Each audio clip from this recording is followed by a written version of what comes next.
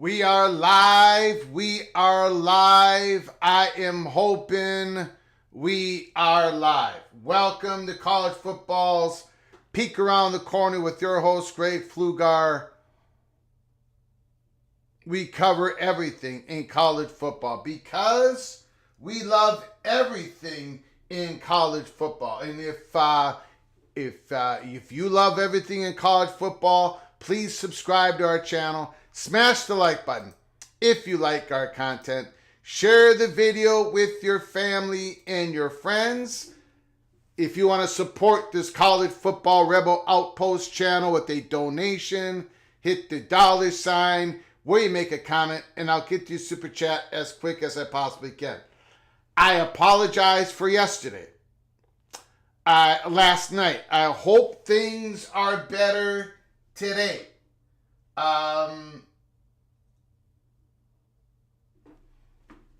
Right now, I see the almighty Finn made a chat, but yet it has not come up on my screen. Oh, there it is.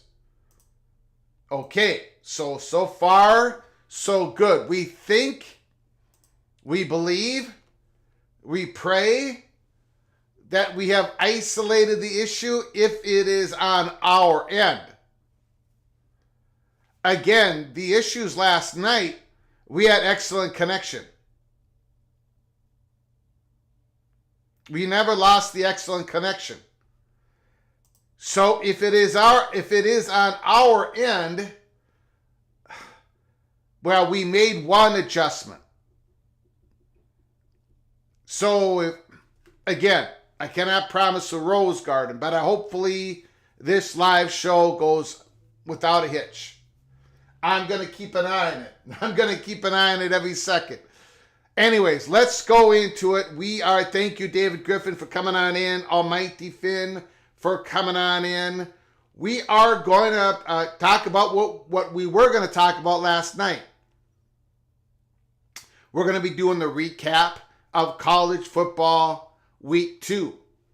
We're going to be quickly going over the AP top 25. And then at the back end of our monologue, we are going to be going into a discussion that the Big Ten may not want me to go into discussion, but we're going to do it.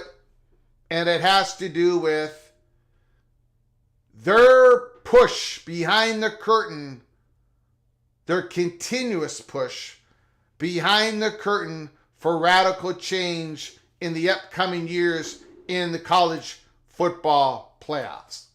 The format. We know this is, we have this evidence in 2 different worlds, duplicated. So we know we got the story. It's not going to be anything really new, but we're emphasizing it today. We tried to do it last night. We tried to emphasize it last night, but something went wrong with YouTube. So we're going to get into it. First of all, we're going to talk about the AP top 25. It came out yesterday, of course, Sunday. And to be honest with you, I don't have a lot of problems with the AP poll top 25. Georgia number 1, Texas number 2, Ohio State number 3. No issues.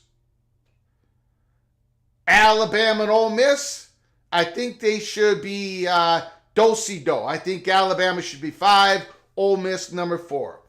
I've got no problem with Missouri at 6, Tennessee at 7.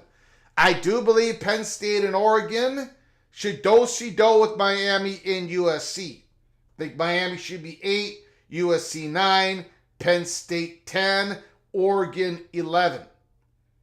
I've got no problem with Utah.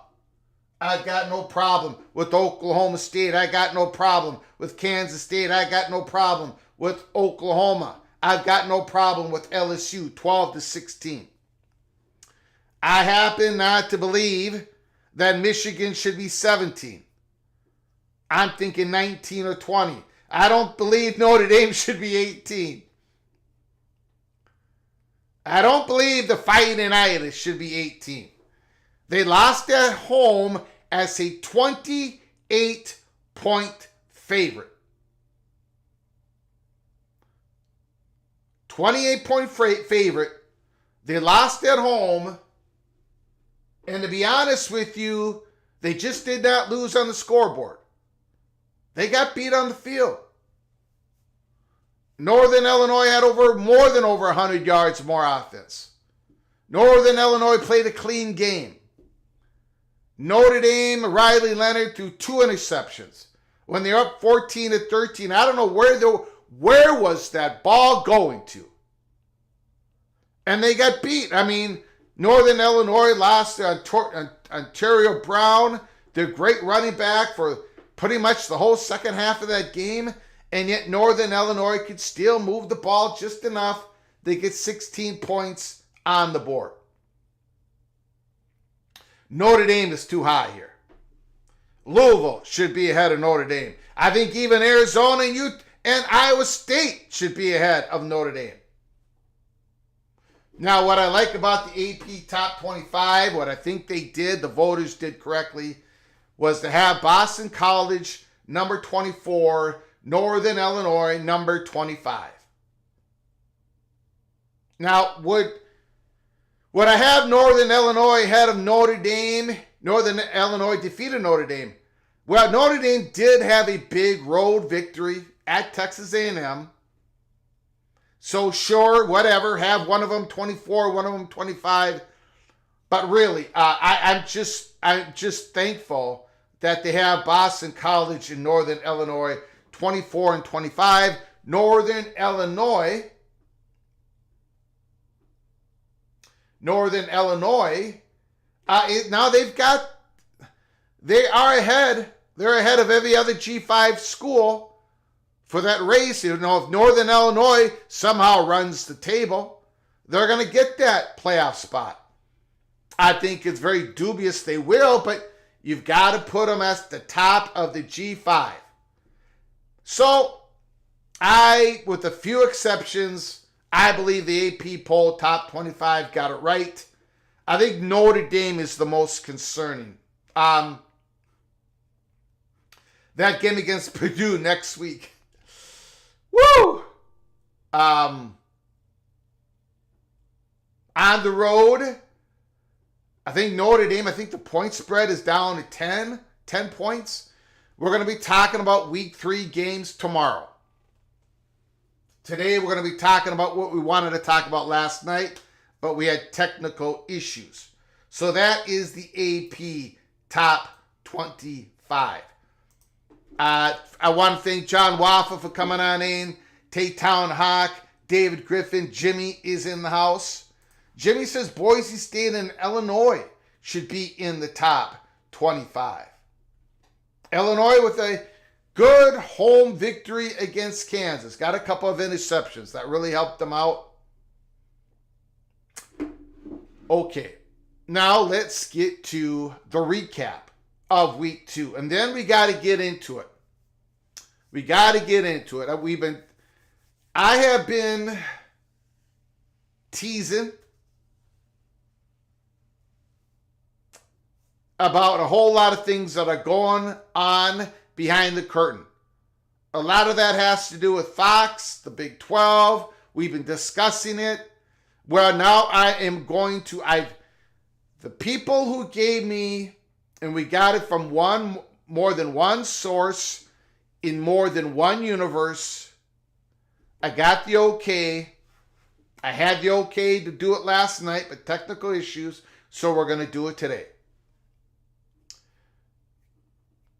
Got the okay to talk about it. Big Ten is pushing for a radical change in the college football playoff format.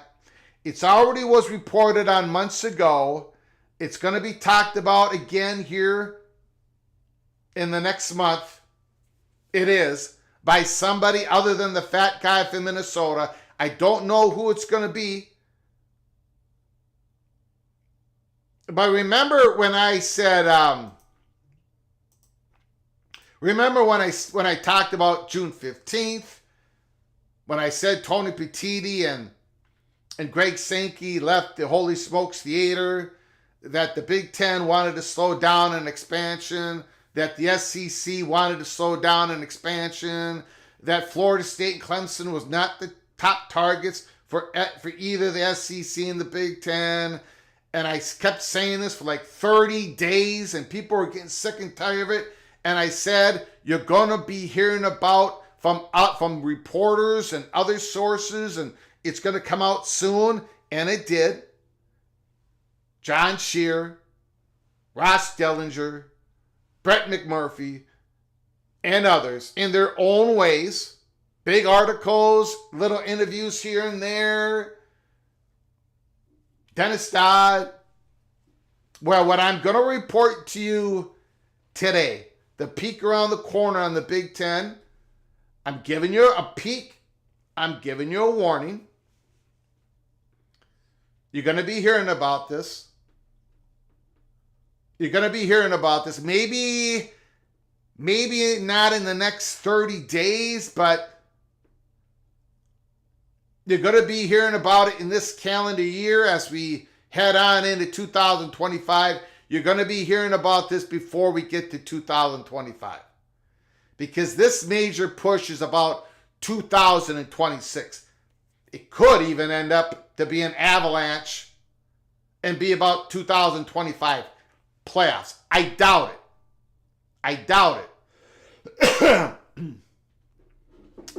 But you are going to be hearing about what we're going to be talking about at the end of this monologue. So stay tuned, buckle up, brace for impact. But first, we're going to go through. We still got a good connection. Everything seems to be fine. The Big Ten hasn't sabotaged, allegedly, this channel for today quite yet. Well, let's get into the recap. Week 2, ACC. We already talked about SMU's loss on Friday. Duke's victory, double overtime victory against Northwestern. Miami is the chalk right now in the ACC. If you look at those college football playoffs, bracketology, and we're going to have our own, we're going to wait another week before we start posting our college football PATC bracketology. But if you look at, national writers out there, everybody's got Miami as number 3. Third seed, ACC champ. Third top ranked conference champion, Miami. 56-9. Miami is looking like the chalk. And of course, my North Carolina State. It's my fault. I take the blame. They got their doors blown off. I fell in love with the Wolfpack. I take the blame. This was the time for the Wolfpack. This was their time. And they got trucked. There are 2 teams that I'm three teams that I'm mostly disappointed in week 2. Notre Dame, Kentucky, and North Carolina State. North Carolina State got their doors blown off. Louisville wins big. Syracuse, holy smokes. Kyle McCord, man, he was on fire. And they needed every moment, every inch of his ability, of his excellent play last Saturday. They pulled out a big home victory against the rambling wreck of Georgia Tech. Fran Brown, Kyle McCord. The Orange are 2-0 and 1-0 in the ACC. Clemson, I was not expecting this. They got it going, man. They got it going, and now we're going to find out who the real Clemson is. But they won 66-20. Again, we're going to be talking about week 3 games, even week 4 games here starting tomorrow and the next day. We got too much to go through today. I've got too much information to pass on and peek around the corner in regards to the Big Ten. Pittsburgh, 28. Cincinnati, 27. A comeback of the ages. Last second field goal. 35-yard field goal at the buzzer. Pittsburgh defeats the Bearcats. Pittsburgh sets up their backyard brawl game. West Virginia at home. It's going to be a lot of fun. California defeats Auburn. Mendoza, the quarterback, has a big game. Jaden Ott, don't know what's going on. The great running back of Berkeley barely played again yesterday, battling some injuries. They defeat Auburn. Peyton Thorne had a horrible game for the Tigers. California 21, Auburn 14. Boston College 56, Duquesne 0. And again, it's against Duquesne. But I just want to show you a name here. Turbo Richard. True freshman running back. Now, he was the 3rd running back used. He was RB3. He was RB3 against Florida State, right? Kai Robichaud is their big back. Trayshawn Ward is RB2. He comes in and he comes out of the backfield, catches the ball. Turbo Richard was RB3. But he had 15 carries, 74 yards. If you watch them against the Seminoles, he was the guy with the juice And we talked about it. We talked about it. We did a post-game show on that game. And now he's starting to get the rock. And I think it's just a name that you're going to have to keep an eye on. Turbo Richard. Turbo Richard. Boston College with a big victory, 56-0. Not a big victory in sense of their competition, but again, their performance, 56-0. North Carolina 38, Charlotte 20. Virginia Tech gets on the beam, 31-14. Stanford 41-7, and Virginia. Tony Elliott, the head coach of Virginia, gets another big victory, 31-30. They're 2-0 to start the season. I think I had Virginia going 1-11. I had them at the bottom of the conference. 31-30 on the road, a big win for Virginia. Florida State again had a bye. Quickly going to the Big 12. BYU. That defensive line was dominant against SMU. Jake Rasloff, the quarterback, sure, he had some issues. Sure, the BYU Cougars offense has some issues. Sure, there's a lot of pressure, a lot of angst against the offensive coordinator. Sure, but BYU, this was a big road victory.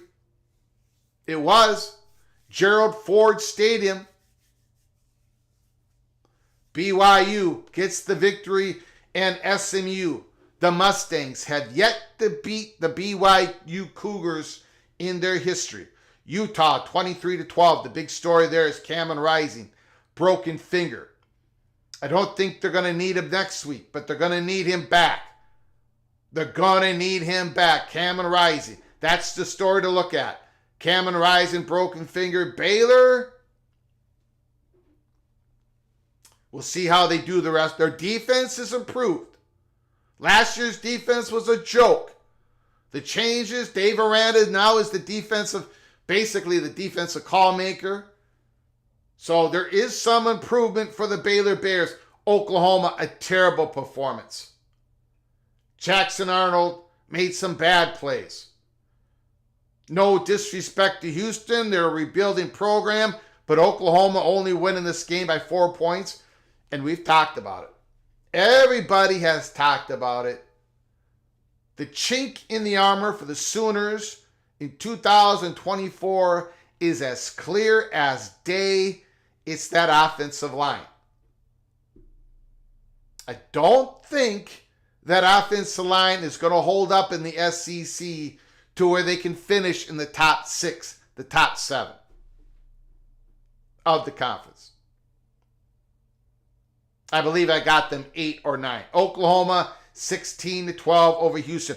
Oklahoma State snatches defeat out of the jaws of victory, snatches victory out of the jaws of defeat. I think that's the correct way of saying it. Oklahoma State had 200 yards less offense than Arkansas, but they win the game in overtime. Alan Bowman, he's a heart attack. He was throwing off his back foot. He got a unsportsmanlike penalty when he shouldn't have. He's a 7-year senior and he's acting that way. I don't know, man. He made some big plays. Good home victory against an SEC opponent, but you cannot survive that. The Cowboys were way more impressive in week 1 than they were in week 2. Very interesting team to watch going forward. Will the real Cowboys please stand up? Kansas State 34-27 over Tulane. Tulane went up and down the field on the Wildcats defense. Something to be worried about going forward. And Kansas State's defensive coordinator is a great one, but they've got some work to do. Wildcats have got some serious work to do. Kansas goes down to Illinois. Couple turnovers was the difference. Couple interceptions. Illinois 23, Kansas 17.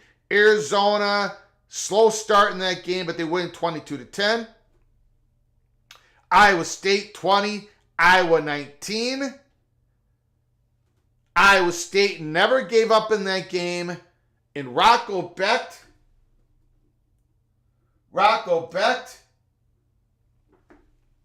that last drive where he connected twice down the right sideline, boom, boom.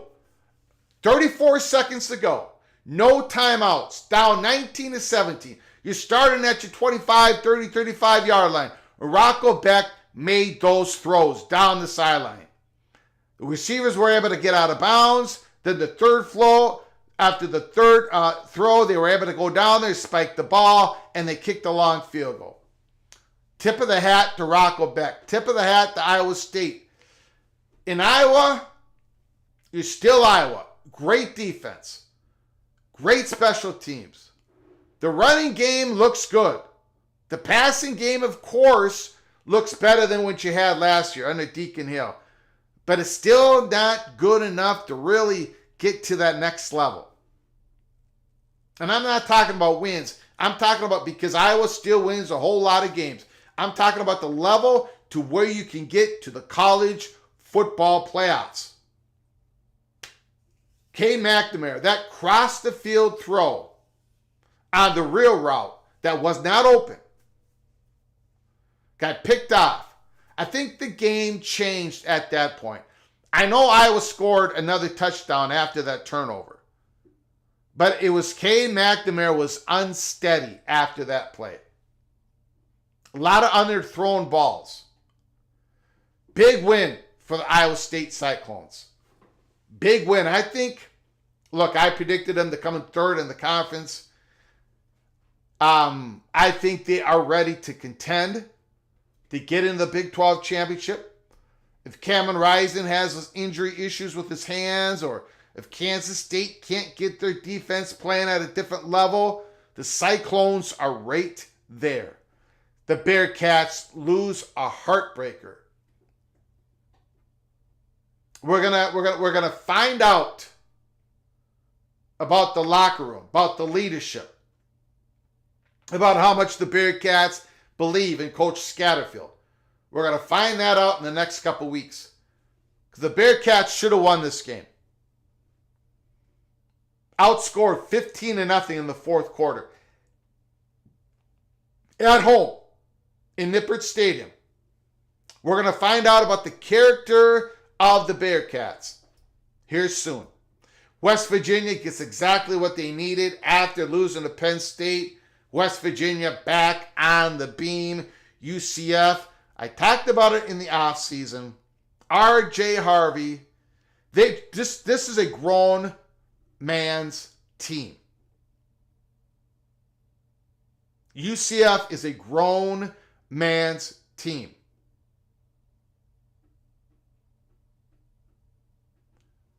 We're going to be talking about, I think we're definitely going to be talking about UCF here this week.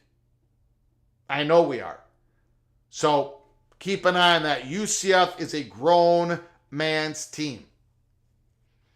Colorado is not a grown man's team. Don't know what else I can say about it. They got pushed around. They got toyed with. They can't run the ball. They're the complete opposite of UCF. And I'll leave it at that. TCU 45-0. Much needed. It's the 2-0 TCU. Washington State defeats Texas Tech. Texas Tech, probably the most disappointing team in the Big 12 right now. In Arizona State, supported by Cam Skattebo, 33 carries, 262 yards. He was on a roll. The Arizona State plays Texas State this Thursday. We're going to be doing a watch party. We're going to be doing a watch party Thursday night I think it's 6:30 Central Time, 7:30 Eastern Time. Arizona State versus one of the perennial favorites to be a G5 representative in the playoffs, Texas State Bobcats. I hope you can join us for that Thursday night. It's going to be a lot of fun. Okay, let's quickly get to, we're just doing a recap of week 2. And then we have to go through the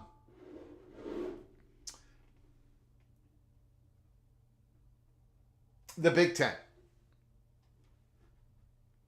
You know, Tony Petitti doesn't say a lot in public, but he's saying a lot in private. So we'll get to it. We're going to get to it shortly here. Indiana blows out Western Illinois. Curtis Rourke looks just mighty comfortable. You guys know I loved him. Coming out of Ohio Bobcats. He was the MAC Player of the Year 2 years ago. Had a knee injury. Last year, you know, he was trying to recover. This year, he transferred to Indiana. It was a great pickup by Kirk Signetti, the new coach. And he's rolling. He's absolutely rolling at Indiana. Northwestern loses a tough one to Duke. And they've made a quarterback change. We'll talk about that coming Tuesday or Wednesday. Northwestern has already made a quarterback change. Ohio State rolls. Will Howard, he's another guy who looks comfortable for his new team. Michigan got blown out by the second best team in the country right now. I've got the Buckeyes number 3. You got to put Texas number 2. Because they've done something that the Buckeyes haven't been able to do. Texas won on the road against Michigan. What I mean, the Buckeyes have not been able to beat Michigan in the last 3 years. Before that, they dominated Michigan for quite a while. But Texas did what a lot of people thought they were going to do. I did not think it, but you all did. The Longhorns blew out Michigan. Michigan's offense is going to struggle all year long against middle-of-the-road Big Ten teams. The Wolverines' offense is going to struggle. They're going to win most of those games, probably not all those games. Michigan's going to have a couple Big Ten losses that they would not have had in the last 3 years. That Michigan offense is going to have to reset itself for 2025. This year is kind of a wash. Oregon struggles to beat Boise State at home. This is something that we're going to talk about Tuesday, Wednesday when we're talking about the next couple of weeks' games. The Ducks, Oregon, this is not the convincing performance that we all thought would happen with its experienced quarterback, the receiver crew they got. 37-34 Oregon. Again, Penn State, not what we were expecting at all. 34-27. They finally got to the starting quarterback, Bazelak for Bowling Green in the fourth quarter. They finally rattled him. They shook him up a bit. But my goodness, before that, Bowling Green was doing what they wanted. I think Penn State's defense got out-coached in 3 quarters. I feel very good with the Lions offense now. With Andy Kolnicki back there, Penn State at least has a plan. That defense with Abdul Carter and the great, very good secondary, they were not where they needed to be. They seemed confused. USC 48, Utah 0. Holy smokes. The Trojans, USC, we're going to be talking about their next couple games. Michigan, they're going to be playing against my beloved Gophers in about 4 weeks from October 5th, I think. That's not going to be pleasant for my Golden Gophers. USC is first 2 weeks of the season could not have been more impressive. Illinois. First 2 weeks of the season for Illinois could not be more impressive. They're good at the line of scrimmage. Luke Altmaier this is not the Luke Altmaier of last year. He's developed. Brett Bielema has developed him. This is exactly what Illinois was shooting for. 2-0, knocking on the door for the top 25. Iowa. I happen to think they should make a quarterback change. I think Brendan Sullivan should be their starting quarterback in week 3. When they visit Minnesota in week 4, I don't think it should be Cade McNamara. That is my opinion. I think they need to make a change. I think Cade McNamara, the way he struggled in that second half, and the head coach, Kirk Ferentz said at post game, he said he still believes that Cade McNamara is still trying to get into game shape. What does that mean? What does that mean?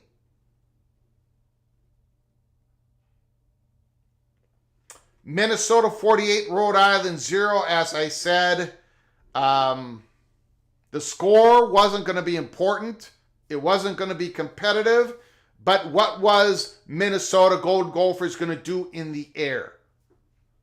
What were they going to do throwing the ball? Well, Max Brosmere went 24 of 30, 271s, and had the highest quarterback rating in the country. Oh, no, it was the highest PFF rating in the country. I know it was only against Rhode Island, but that was the benchmark for Minnesota. Because if you're going to beat Iowa, you got to be able to complete a couple forward passes for first down. You got it. So we'll see. We'll see what happens. Rutgers 49, Akron 17, Michigan State 27, Maryland 24.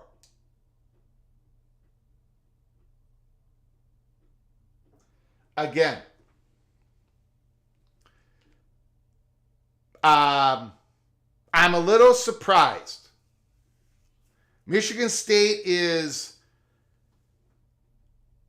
I love their defensive coordinator. I've talked about it. Joe Rossi came from Minnesota. He's absolutely brilliant. The job he did at Minnesota. You know, when Freeman, the head coach of Marcus Freeman, the head coach of Notre Dame, when he was trying to hire his defensive coordinator, it came down to the final two, Al Golden and Joe Rossi, and he picked Al Golden. I did not think Michigan State's defense under Joe Rossi, his first year there, were going to be this competitive. I don't think anybody thought it. But the Spartans' defense, the first 2 weeks, had made enough plays to stay in the games, and they pulled them out in the end. So I think Jonathan Smith has a really good coaching staff. I think Michigan State's going to be a problem. 2025, they might be a problem.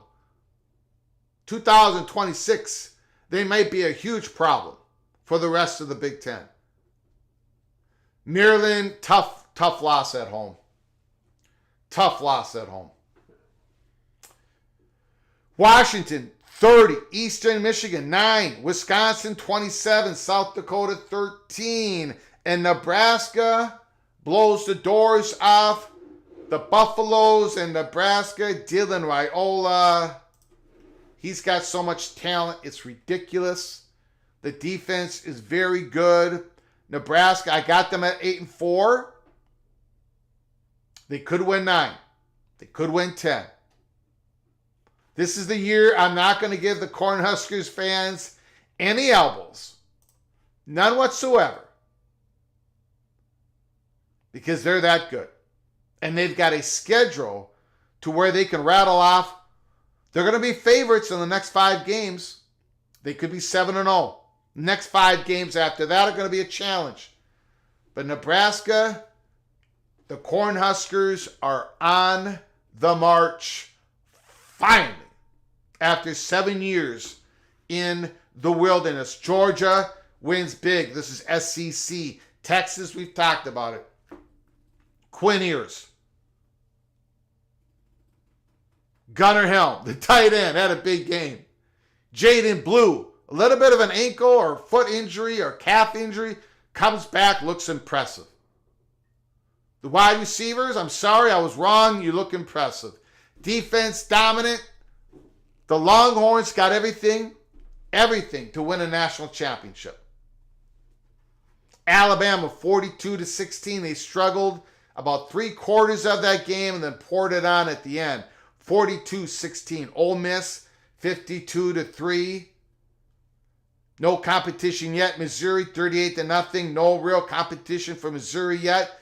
Tennessee 51-10. There should have been competition for Tennessee. It wasn't. Nico was sensational. Oklahoma struggled. We talked about it. Don't know what's offensive line. Jackson struggled. Oklahoma State, they pulled out a victory. They got outplayed. LSU 44-21. Texas A&M 52-10. Auburn loses a tough one. Peyton Thorne, 4 interceptions.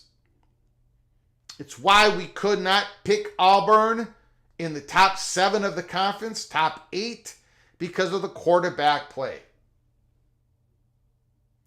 And they knew this coming in, and the fan base knew this was coming in. They don't have the quarterback ready yet. They don't have the quarterback position to really compete for the top quarter of the SEC. Not this year. And this is the surprise game, disappointing game. Kentucky Wildcats get blown out at home against South Carolina. Brock Vandegrift, 3 of 10. He was so bad.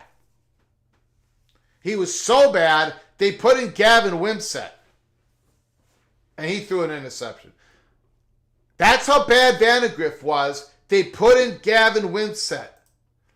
That tells me all I need to know. Vandegrift was the big wild card. Remember? The big wild card for this season. Because they got guys, Kentucky's got guys in both offense and defense. But if you're pulling Brock Vandegrift in the second game for Gavin Wimsatt, that means that internally,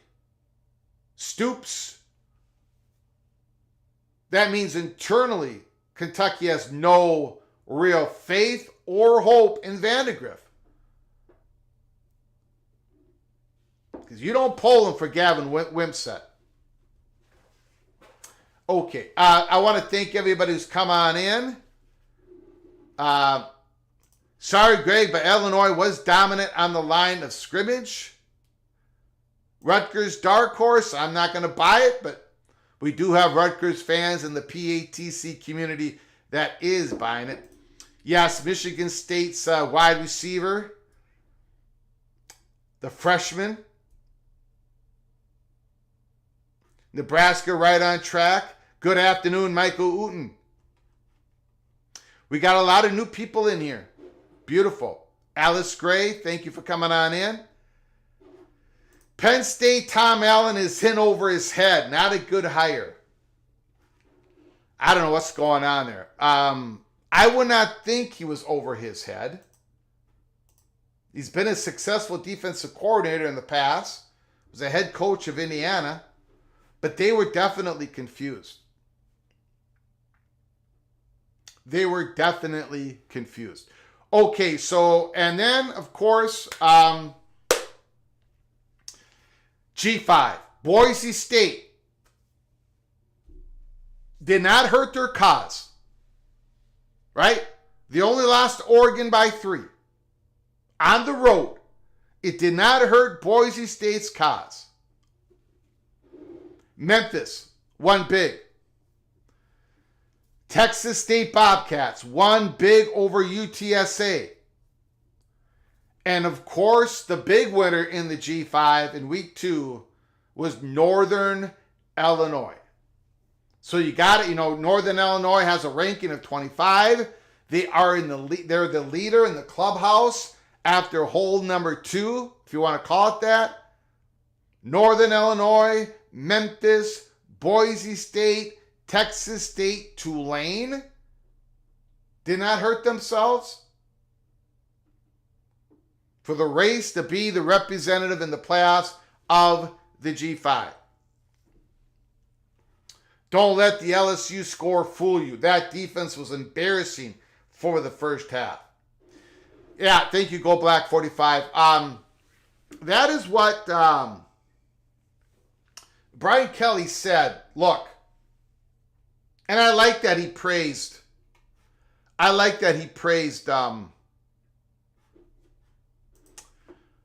He praised Nussmeier after the game. I think he said something like Nussmeier might throw, I'm probably getting this wrong, 45, 50 touchdowns for the season, and we're probably going to need every one of them. Something like that. Brian Kelly said something like that. Correct me if I'm wrong, Go Black 45. I thought Nussmeier was really good against USC. Like, really good. Really good. The defense wasn't good last year. Hopefully they get better this year. Hopefully they have something to grow into 2025. You got your new defensive coordinator. Hopefully that works out. Bill G, thank you so much for your incredible generosity. 5 gifted memberships. Holy smokes. Holy smokes. Rodney Richborg, James Turpin, Cougar Tracks, Isaac Harlan, Christopher Stanley. All 5 of you. And of course, Bill G. Because of Bill G's generosity, and please say thank you to him in the chat when you get an opportunity. Because of Bill G's generosity, you are all hereby officially knighted Cloak and Dagger. Which that means that you can go into our YouTube channel and watch the early peak Cloak and Dagger membership only episodes. We're going to be dropping another one this week. You should take a look at next week. In fact, I'll let you know what we're going to drop it on. So the members that are listening to the show now, the members that are going to be listening to the show later this evening, and those who want to become a member, I'm going to be telling you what we're going to be dropping it on. It might be tomorrow morning. Could be tonight. It's going to be on Pack 2 and Friends in the Holy Smokes Theater. It's going to be about Washington State and Oregon State. And we know the 6 schools that are on stage.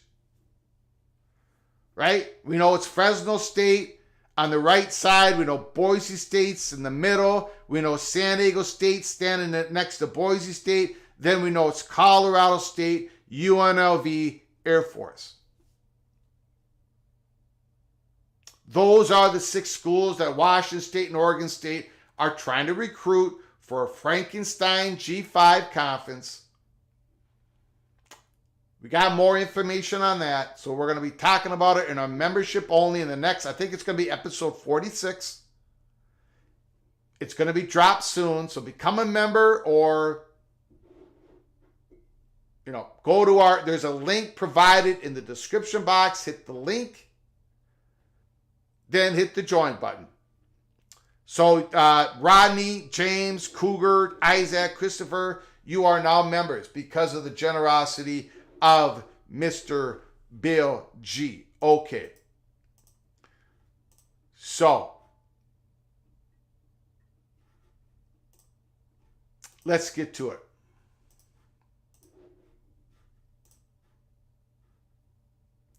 Hold on one second.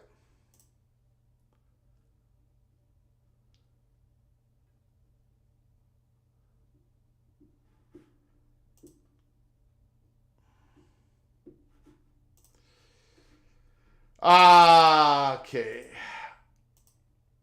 Um.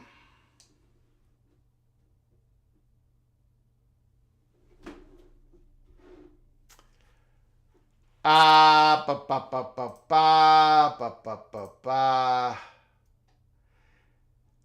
Keep hope alive. Thank you for sending that to me. I'm not going to be able to open that up and read it.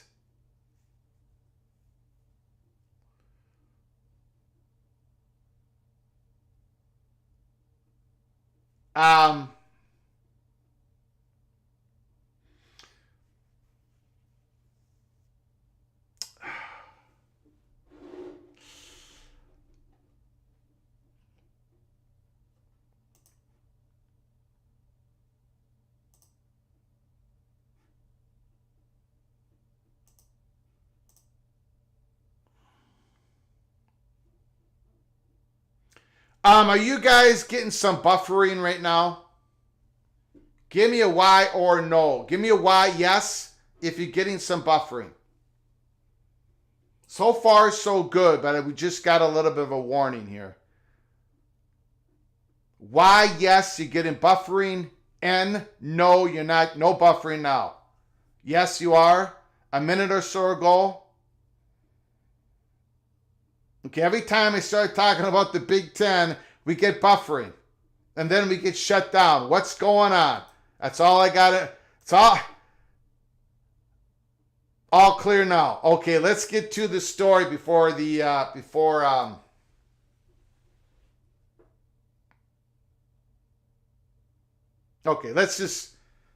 okay, let's just go through this real fast.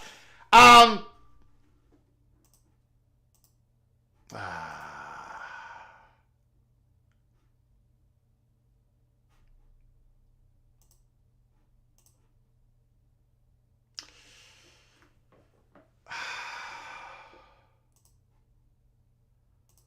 um Big Ten.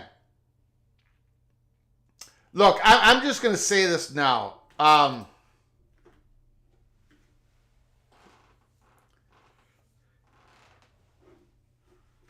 This article was just sent to me. Hold on here. Hold on. My bad. Hold on.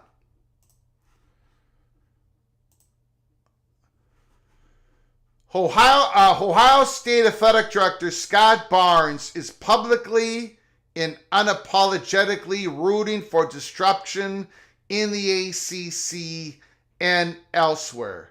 Chaos is our friend.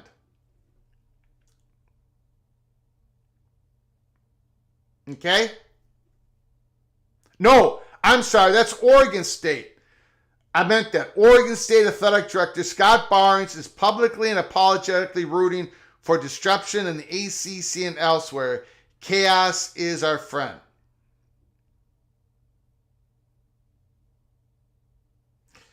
I'm not going to be able to get to that article on this live show. But again, I just said to everybody, we are going to be dropping a early peak Cloak and Dagger episode on this issue. Holy Smokes Theater, Pac-2 and Friends. And we just, again, said the 6 schools that are on the stage. So I want people to be aware about what we're about to drop here either late tonight or early tomorrow morning. But I got a feeling that maybe John Wilner might have put it out there before I was able to put it out there. But anyway, it don't matter. That's fine. So I'll get to that article later.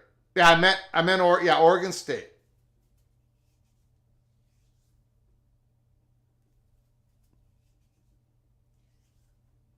Okay, here's the Big Ten. We're going to get to this before we get shut down by the Big Ten. Tony Petitti is putting all his chips in the middle of the table to make sure that there are at least 3, but he's shooting for 4 automatic qualifiers coming out of the Big Ten Conference when the college football playoff gets reformatted. We heard this months ago. It was reported on. In fact, we gave the peak on that, the peak of the information on that. We're going to give it to you again because it's going to come out again. It's going to come out in news reports.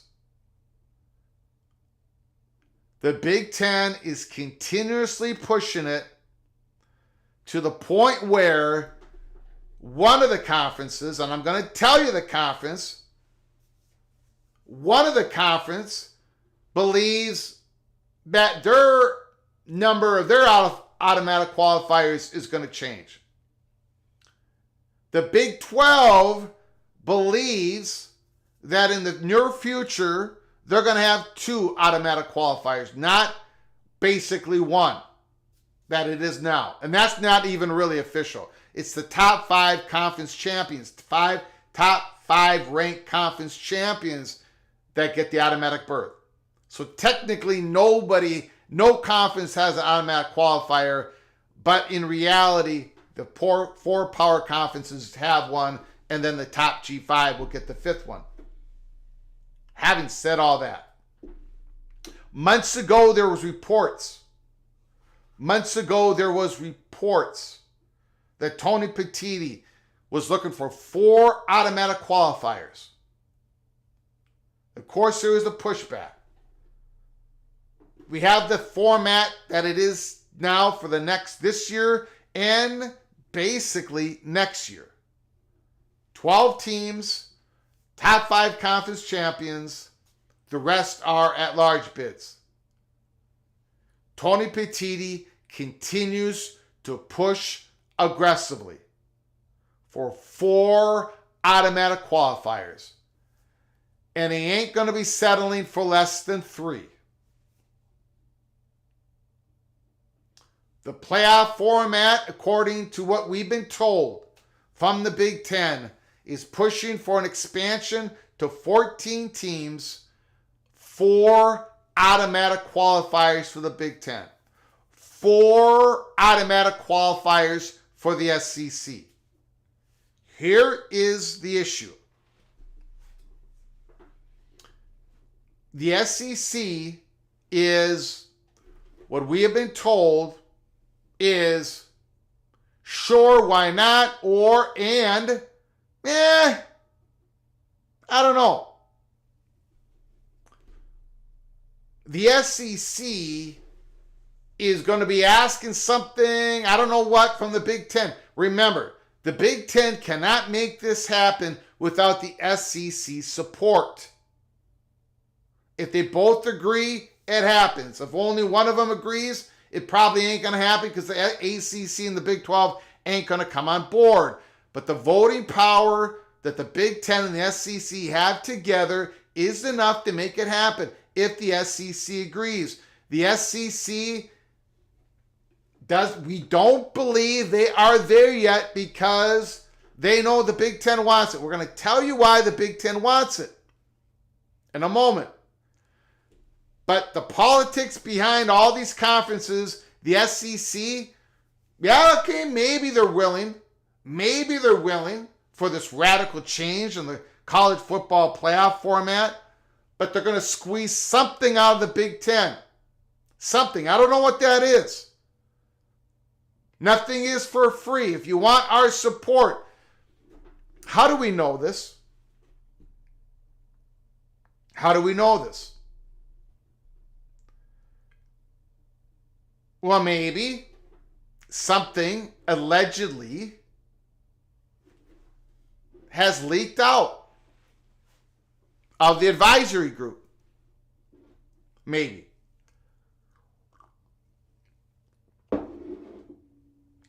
There's another reason why we know this. There is another reason why we know that the Big 12 continues, allegedly, incredibly recent,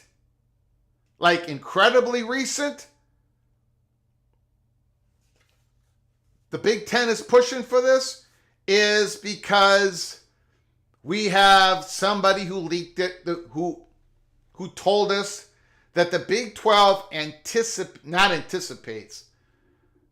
Okay, you can use that word. The Big 12 believes that in the next formation of whatever the college football playoff format's going to look like, they believe that the SEC and the Big 10 is going to have at least 3 automatic qualifiers each, or 4.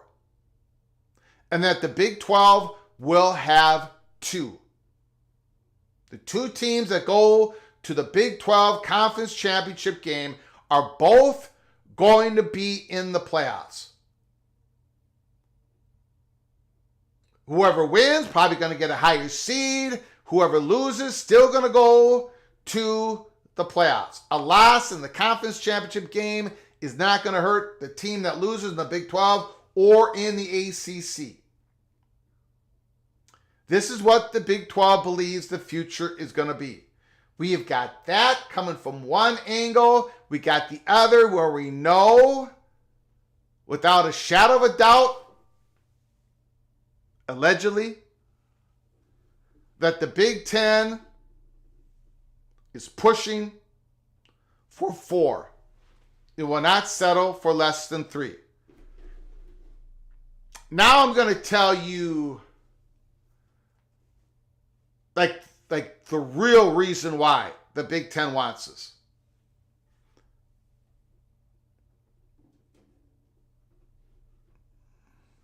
Didn't the ACC and the Big 12 agree to a lower share of the money not to have automatic qualifiers? No. That wasn't part of the deal. What the ACC and the Big 12 did get was some protection that the top 5 conference champions would get an automatic berth into the playoffs. And according to the last reports from Ross Dellinger, that's really not even on paper. That's a handshake deal. But no, they did not get that. No. No. If the Big 10 can get the SEC on board, they have the power to do it. But the SEC is going to be asking for something in return. So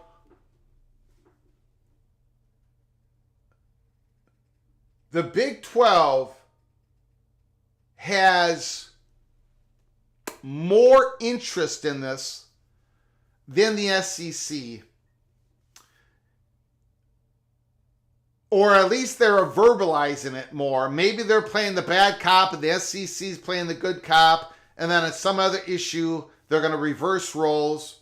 I mean, that's what they did with distribution money. The SEC was the bad cop.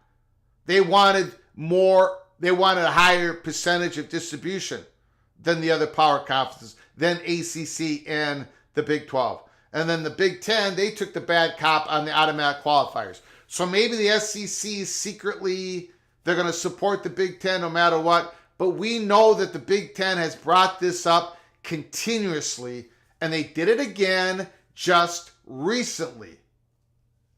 One of the big reasons why the Big 10 is going for this. They have multiple media partners. They really want 4 automatic qualifiers. They want to be able to set up their games. They want to satisfy NBC, CBS, Fox, even possibly another media partner in the future. Another one. But they want to be able to satisfy those 3 in regards to making sure that there are games that are so valuable down the stretch that if there are games that make it so you are the third place finisher, the fourth place finisher, you get an automatic berth, and those conference games are incredibly valuable for the network. This is network driven. This is Fox, CBS, NBC.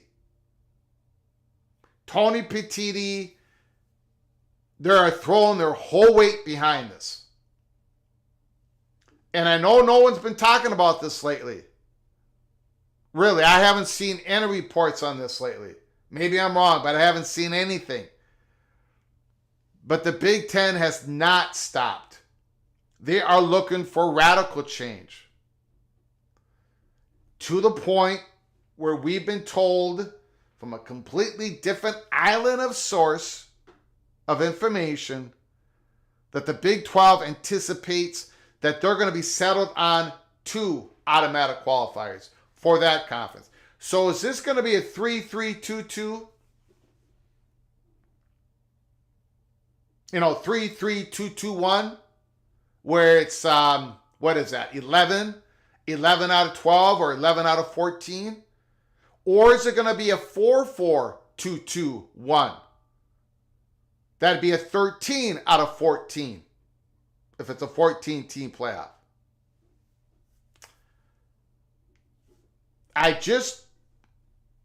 We have this in duplicate. And we are pretty sure in the next couple of months, sooner rather than later, there's going to be some reporting on this. The Big Ten is going to put all their weight. They're going to try to do what they can to get the SEC on board.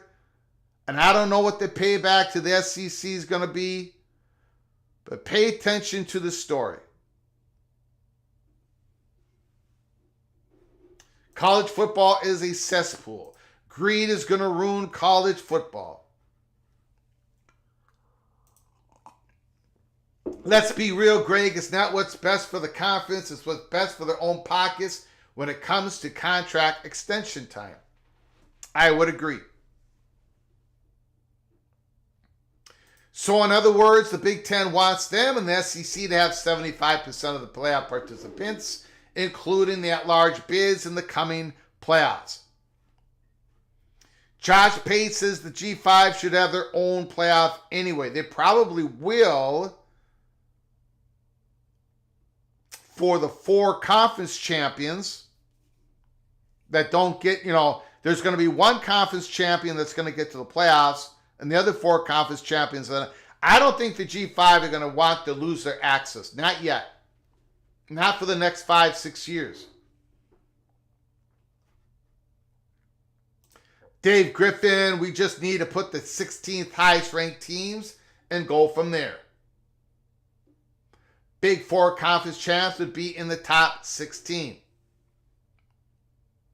If we get the college football expansion of 14 teams, there better be semis on campus in addition to the first round. I think if we get to 16 teams, at least that first round is going to be 8 on-campus home games if we get to 16. I don't know about 14. That could happen too. A snake is in the grass. And I'm going to get... I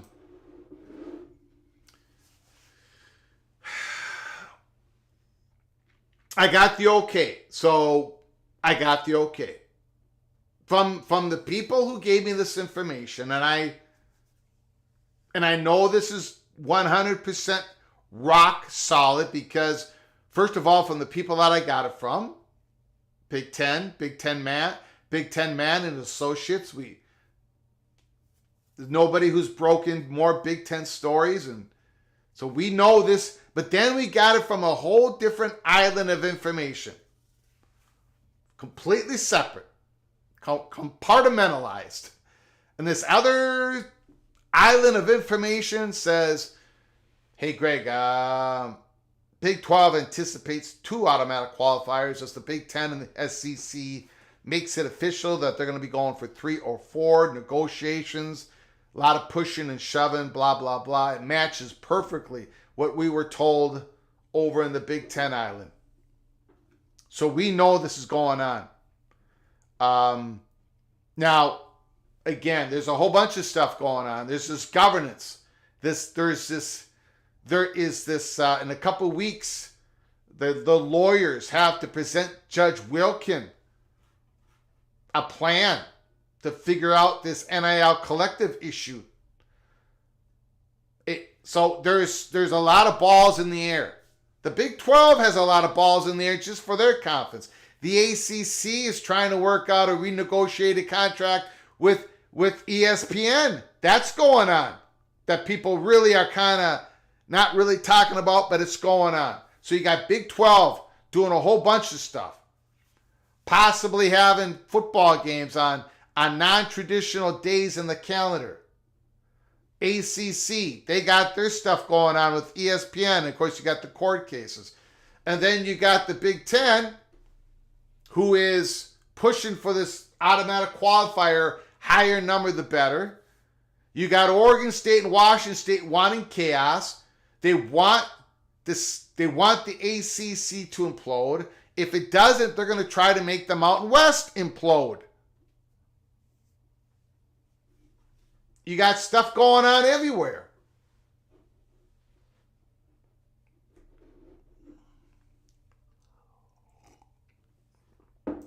I don't believe so, Connecticut fan. Is the ACC having secret talks with UConn? I'm pretty sure that is not the case. Ryan Willie, I don't think TVD is the problem with the offense right now. I think Longo is the problem. Longo isn't a quarterback whisperer. Interesting. I don't know, man. I'm not a TVD guy. But I tell you what, Ryan Willie, and again, we're going to be talking about these games tomorrow.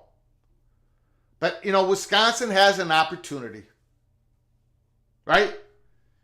You got an SEC, Alabama in Madison. Alabama doesn't do this very often. Alabama doesn't come up north very often. Now they're doing it. They're not doing it in the wintertime, but they're coming up. This is a big opportunity for Wisconsin. And I've said this, Ryan Willie, those two running backs for the Badgers, they are football players. I mean, those guys, you can tell, they love to play football. And this is one of the better offensive lines that the Badgers has had, I think. Now, they've had great offensive lines, but I mean in the last couple of years. I think the Badgers got some good stuff going for them. This is their opportunity. TVD got to make his mark. This is it. This is the Badgers' time. Thank you so much, Ryan Willie, for your generosity. Early Peak Cloak and Dagger member for 9 months. Holy smokes. Thank you, Ryan Willie, for your continued generosity. The kindest, nicest, evil Badger that I know. You are hereby knighted, Cloak and Dagger. Okay, we are going to... I'm very interested. I'm going to have to read John Wilner's article later. Very interested to hear what Scott Barnes, the athletic director, said, Oregon State. Very interested in that. Because we've got some information, again, that we're going to drop in our Early Peak Cloak and Dagger episode that is going to drop either late tonight or early tomorrow morning. So if you're not a member, go to the link provided in the description box. Hit the link, then hit the join button. The phone lines are open. 763-260-1333. 763-260-1333. Give us a call. Let us know how you're feeling after week 2. Let me know what you're thinking about the politics and the power play of the Big Ten. Is the SEC going to go along with it? What is the SEC going to extract from the Big Ten? What do you think is going to happen with Oregon State and Washington State? That is a question that has to be answered. That's the question that has to be answered. And I'll just say it right now. I'll give you another peek. One of those Oregon State and Washington State for the 2025 football season is trying to figure out how they've got both football programs. The Beavers and the Cougars have 6 football games scheduled for the 2025 season. They're trying to fill up the schedule, both of them, with another 6 games, and they are in talks with the Big 12 schools, with the Big 12, not to join the conference, but to spend a little bit of money for those Big 12 schools to take on a Washington State and Oregon State. It'd be extra cash in the Big 12 hands, Big 12 schools. But then the Big 12 is going to have to unload one of their non-conference games to get it done. That is one of the options that the Cougars and Beavers are looking at to fill the last 6 games up is with Big 12 schools. I gave you another peek.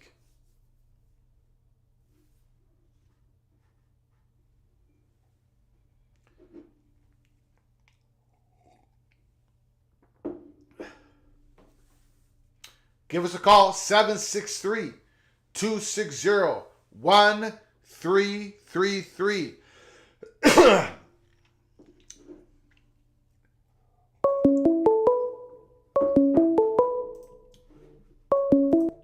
Call from Ryan Thomas. Ryan Thomas, the floor is yours. Yeah, Greg, if we're going to go to a set number of automatic bids, so if we're going to go to a 4-4-2-2, let's just get rid of the at-large bids. It's stupid at that point. Well, you basically are going to get rid of them. I mean, there might be one left, right? No, well, wait a second. So that number together, 4-4-2-2, is 12. One, G5. No, 4-4-2-2. That's so that's so it's 12. But if they're going to 16, if that's what they want, then it just sort of seems dumb to me. I don't know if they're going to go to 16 though. I think they're going to go to 14 first, but maybe. Yeah, yeah. See, if it's 14, then it's 4-4-2-2-1. Yeah, 2-2-1. Yeah, but that's 13 out of 14. Yeah, but I know they're saving that, but who gets that last at large? Notre Dame is time to join the conference. Well, no, we won't. We will never get that. Greg, the day that BYU gets a college football playoff berth is the day that the Minnesota Gophers win the Big Ten. Yeah. Okay. I think BYU has a much better chance again an at-large bid than the Gophers winning the Big Ten championship. Okay. No. I think at least you can. We're both crazy enough to dream about it anyways because we're both sickos. But I get what you're saying. Yeah, if that day comes, Greg, you will know that the evil space badgers are getting ready to invade the world with their cheese lasers. But anyway, I just think who knows? I understand why, and I think it's a prelude to conference tournaments. I think ultimately my preference would be after we get rid of all these dumb bowls and all that stuff that we have some sort of extended conference tournament that the conferences can market to the networks on their own and just have a simplified playoff so we don't have to have these corrupt selection committees. I would be more in favor of that. I would be more in favor of having an extended... Okay, we're about to lose the stream again. Okay, well, I'm going to jump off, Greg. Have a good day. I apologize. Thanks, guys. Okay. I think we're about to lose the stream again. That was not the Tony fix. Batita's coming after us, Greg. So he's coming after us. He's coming to give us cement shoes. So take care. Yeah. All right. Yeah, we're glitching again. By the way, Real J, the information about the Big Ten getting 4 automatic bids in the playoffs, you believe that information is wrong. That is not what we're saying. The Big Ten is going for it. 4 and no less than 3. Yeah, okay, we're going to head out. We appreciate you all coming on in. That was not the solution. We're definitely having a YouTube issue. So I appreciate you all coming in. We're going to try to do this tomorrow with new solution. But YouTube is not being nice to us at all because this is not an internal situation. But I thank you all for coming. Thank you for the donations, for the comments, for the phone calls.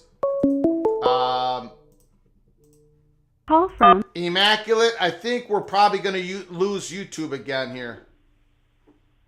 Oh, okay. Mine came back on, so I gave you a call, but I don't know what's going on. We've done everything, so I don't know. I have a great connection. Everyone's saying it's clear now, but yeah, I know there's been some other glitches in other channels on YouTube, yeah, and that's why. I've seen Honestly, that I think too. it's I don't know what YouTube's going to do about it. It's really frustrating. It's you almost can't do a show anymore. You know, it's. Well, I mean, it might just be something they're clearing up and working on. All right, go ahead. People are saying it's clear now, so go ahead, Immaculate. But I do apologize to you if it kicks off, if the whole system collapses all around us. All right, man, go ahead. Lots to talk about on this one. I was kind of hoping today you would come back on this, and I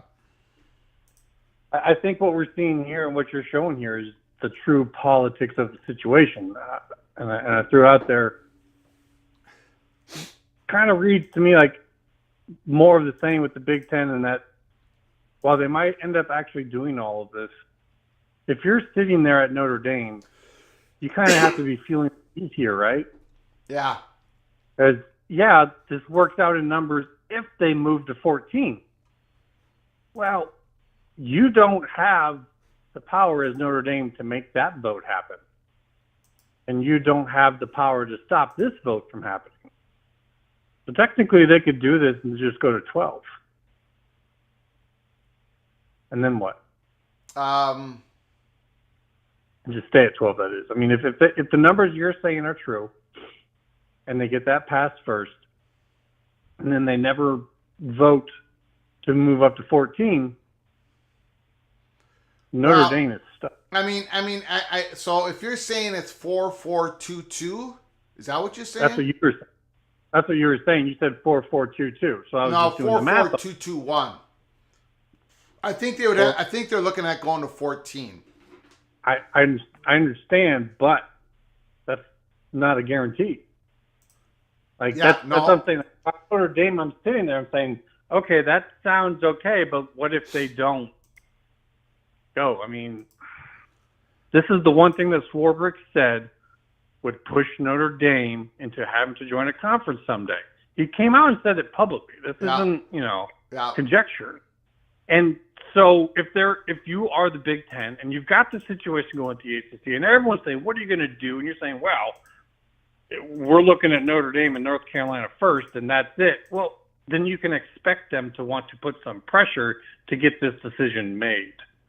And that's why I say, yeah, they're saying, well, if we go to 14, then there's a spot there. Well, that's a big if you're Notre Dame. That's a huge if, because the way they have changed the voting structure in the CFP, it used to be Notre Dame could basically, veto something. You had to have everyone vote on it to get it to pass. Not the case anymore.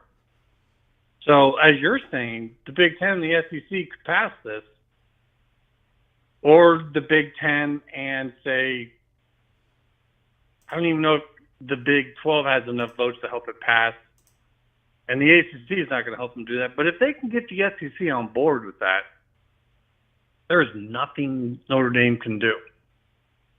There's nothing. I know the SEC has kind of protected them in the past, but we don't really know how well the Big Ten and the SEC are working together right now. So that's my take on it, is that I don't know if they really want to have a CFP that's just fully divided up like that. I mean, you see the people reacting to it. Yeah. Who is looking at that saying, "Oh, that's awesome"? Like, I mean, if they do this stuff for socialization to kind of get feedback, they're not getting any good feedback. Yeah. I get why they look at it. When they brought this up, they were figuring out voting rights and they were figuring out payout rights. And so that was kind of an easy way to kind of illustrate for folks, this is the percentages, because it came down pretty close to, when they were talking AQ, what we ended up finding out about voting and payout rights was it was pretty close. So, but when you actually start talking about doing this as a real thing, it starts to feel like this is going to backfire. And they would have to be absolutely blind to not notice this out there. I haven't seen anyone say, "Oh, that sounds great. That sounds amazing." Like, if you're the networks looking at that, you're saying, yeah, we get the schools in we want, but if we're kind of killing the golden goose while we're doing it, that might not be a good thing. So to me, I could be wrong. I mean, this is really good reporting on your part, so I appreciate it. But this feels like political maneuvering. This feels like pressure. And right now, based on everything you've been saying, as much or more than anyone else out there, from what you've been saying, this feels like pressure on Notre Dame. And to some degree, some of the other schools that maybe where they might want to look to go. Because, I don't know, I have a hard time wrapping my head around them actually going to AQs and that. So, I don't know. What do you think? Well, what's interesting is because I had a conversation with the people who told me that the Big Ten is still pushing for this. They want it. And all they need to do is get the SEC on board. And they've got it, right? Mm-hmm. One of the things is, what happens this year is probably going to be, it shouldn't be, but it's probably going to be pretty impactful. Like, if you went through the last, I don't know what it is, 10, 12 years of the playoffs, and if you would have had this expanded playoffs of 12 teams, how many Big 12 teams, how many ACC teams would have made the expanded playoffs? How many are projected now? How many are projected? In other words, the Big 12 having 2 automatic qualifiers, that might be better than what they would have going forward. No, they might average 1.8, let's say, for the next 5 years. Or maybe not. Maybe they'd be more. But my point is, it might be for the Big 12 to have a surety, for certainty, the ACC to have certainty that they're going to have 2 and not just 1, and still have the possibility of having 3 because there's going to be 1 at large out there. It might be something. I mean, it's not like they have the power voting wise to stop it, but they do have the power of public opinion. Like what you're saying, it could get messy. But maybe eventually they just come to grips with it. If the Big Ten can officially get this done. But on the other hand, I think what the holdup isn't so much the ACC, the Big 12, or what you eloquently kind of described as, boy, people are going to get really upset about this. It's going to divide us and everything. I think what the Big Ten's holdup is the SEC. And you made a really good point. If I could touch in on that real quick, you asked, what's something that the SEC would ask for from the Big Ten? Well, I have something in mind. Okay. is a promise that they don't invite North Carolina when this thing breaks down. Oh.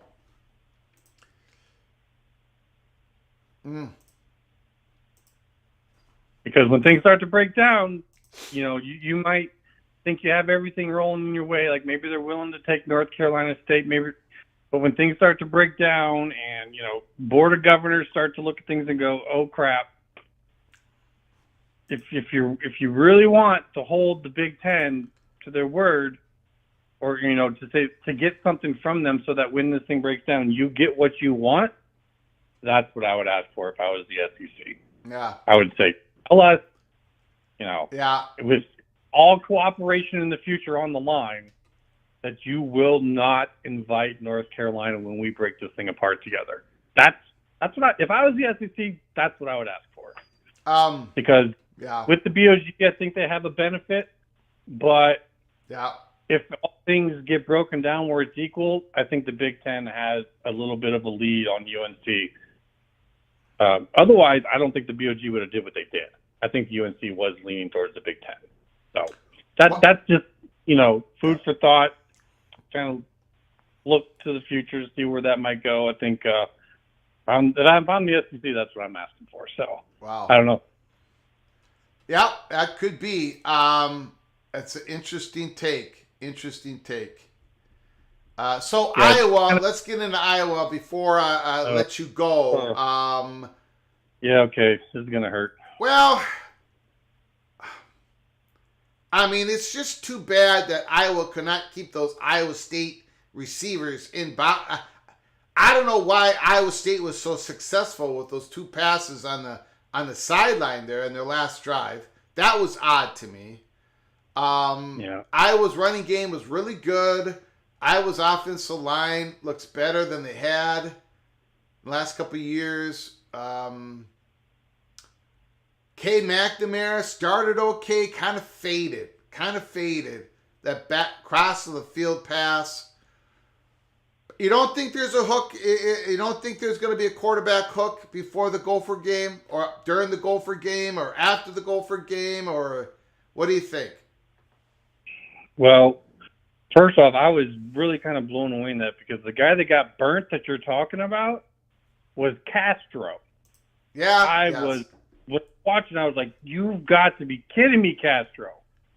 You've got to be kidding me!"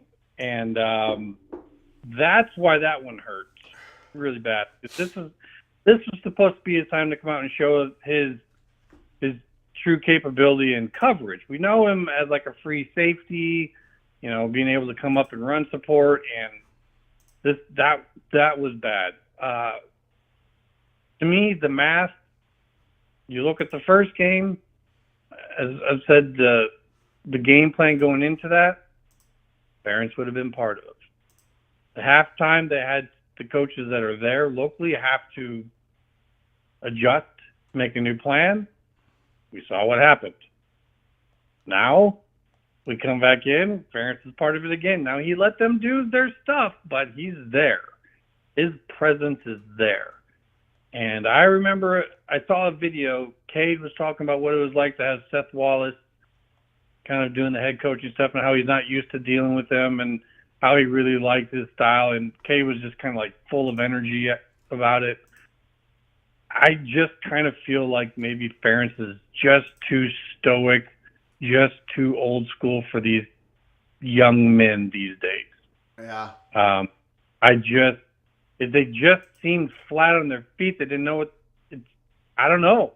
It was just way off, and that's what my math comes down to right now. Is I think the man needs to start thinking about preserving his legacy. And in terms of the coach or this quarterbacking, they need if Cade's already on the thing to start against Troy, so that's going to happen. Okay. If he does not show up, if it's more the same, they have to put Sullivan in.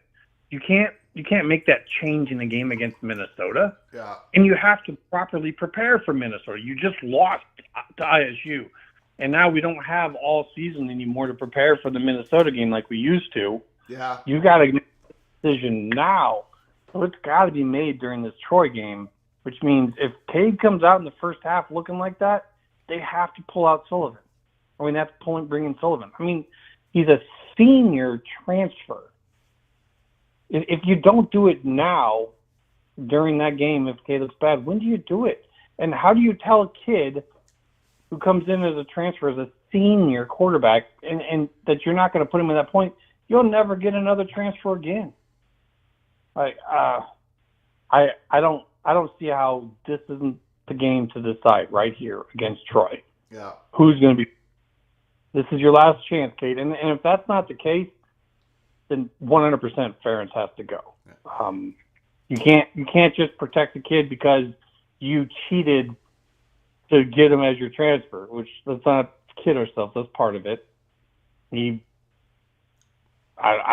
broke some rules, and who knows what Cade knows, and obviously he thought that highly of him to go to that length.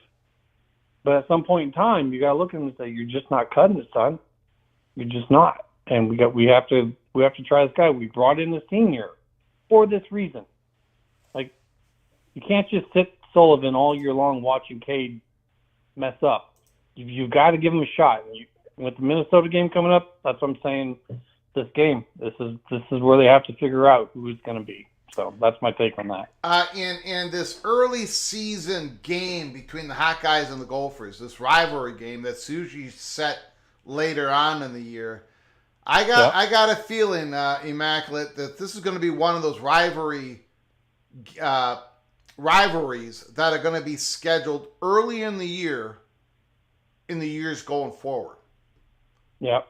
So I think this is not going to be the last time that the Hawkeyes and the Gophers collide early in the season. I think this is going to be a natural rival game early because they're going to have big rival games later. Minnesota's going to finish with Wisconsin. There's a whole bunch of slate of rivalry games that are going to get mixed in during the season. I think this is one of those that are going to be naturally put at more towards the start of the year. So we're going to have to get used to it, I guess. Well, yeah, because look where they put it. They put it on NBC in primetime. Yeah. yeah. Oh, yeah, you're right. This is when I saw the schedule, I was like, what the? No, come on, man. We need. Yeah. Like, I know most people don't realize it, but like that's a big deal for Iowa Minnesota fans, and to have it basically be our first Big Ten game. I was like, you got to be kidding me. So he's got to get this figured out against Troy. That's all the time he has.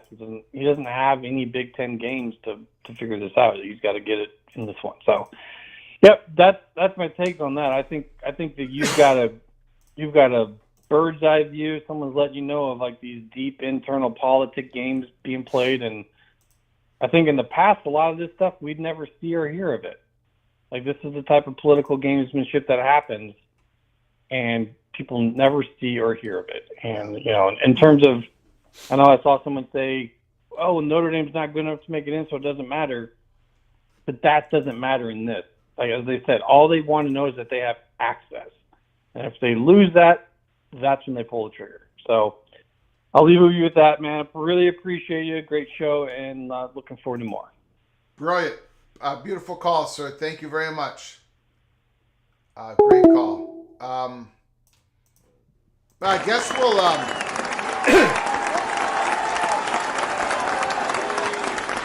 Great call by Immaculate. We're just going to stay on the air because, again, guys, I'm just going to show you. Maybe you guys don't believe me, but I have excellent connection. But every once in a while,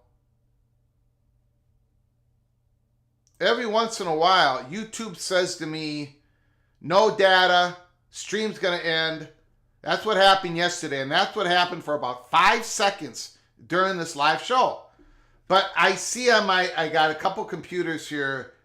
I'm on green here, green on my Mac, green everywhere. My connection is like, I'm talking about like internet connection. So, you know, I'm hardwired in here. I've got the highest rate internet you can have, and I'm not having any internet issues. So all I can say, and I know other YouTube channels are having issues. So I think this is out of my control, and it's frustrating. It's a YouTube issue. Thank Daniel. Because, you know, I'm racking my head. Like last night, it was so disappointing. And we're trying to figure out what the heck. What can we do to make it easier? How can we make it so you guys watch a decent program? You know, I'm sitting here and the connection stream is healthy, excellent. I don't know. It's a plot by the cheese industry. I'm sure it is. I'm sure. So we're gonna continue on. Why not? We've only been on the air for an hour and 40 minutes. We usually go long. We're gonna keep going. So the phone lines are open. 763-260-1333. If you're new to the channel, please hit the subscribe button, have your notifications turned on, and smash the like button if you like our content. If you want to support this channel through a donation to help us keep the lights on, hit the $sign where you make a comment, and I'll get to your super chat as quick as I possibly can. I want to thank you all for joining us, being patient with all the technical issues that are going on, and I don't think they're going on inside the studio. We are gonna okay, we'll go ahead and talk week 3. Okay? We'll tip our toes in the water.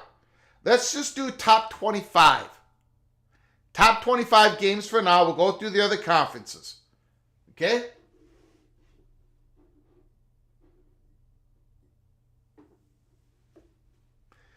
Arizona, Kansas State. Fafita and McMillan coming to Manhattan.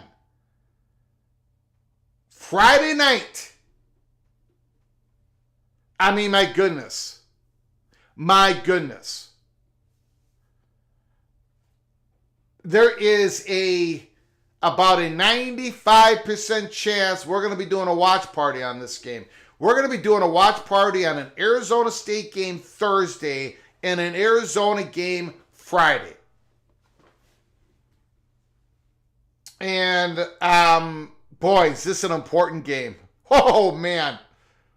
Holy smokes. What's the line? What's the line on that game? If anybody knows, drop it in the chat.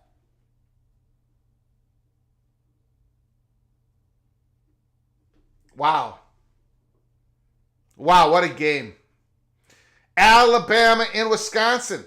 A top 20 game. Number 4, Alabama versus Wisconsin. This is an opportunity for the Badgers. I'm not sold on the Badgers. I get it. I'm biased. I'm a Golden Gopher. I'm sold on the running backs. Okay? I'm sold on the running backs.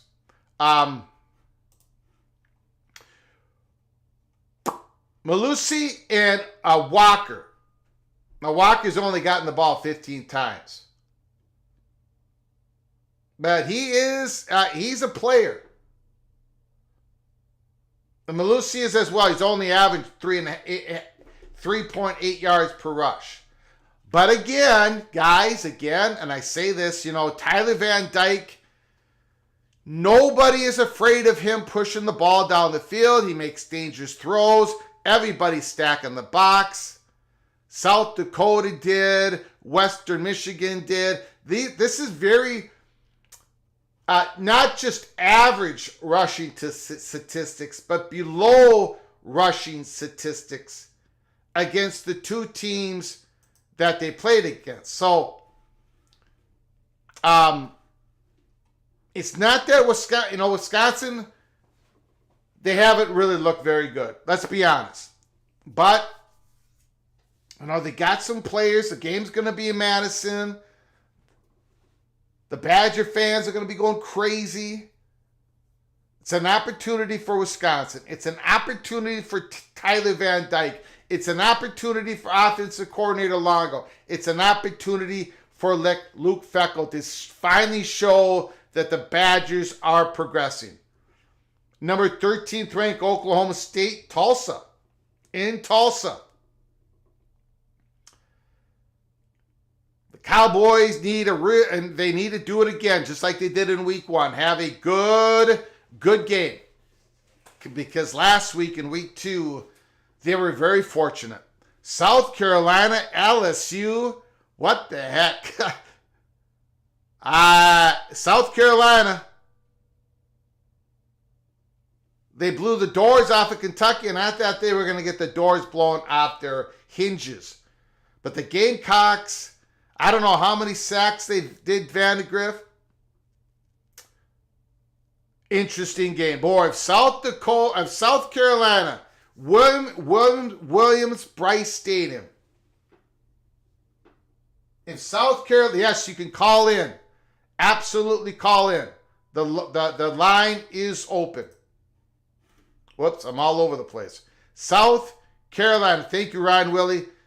Thank you for the super chat. Is it free to call in? Give us a call. Evil Badger, Ryan Willie. Give us a call if you want.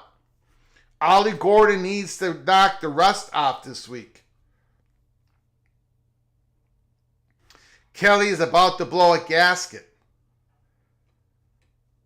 Got to root for the Evil Badgers on this one. Kansas State -7. Thank you, Grant. Appreciate it.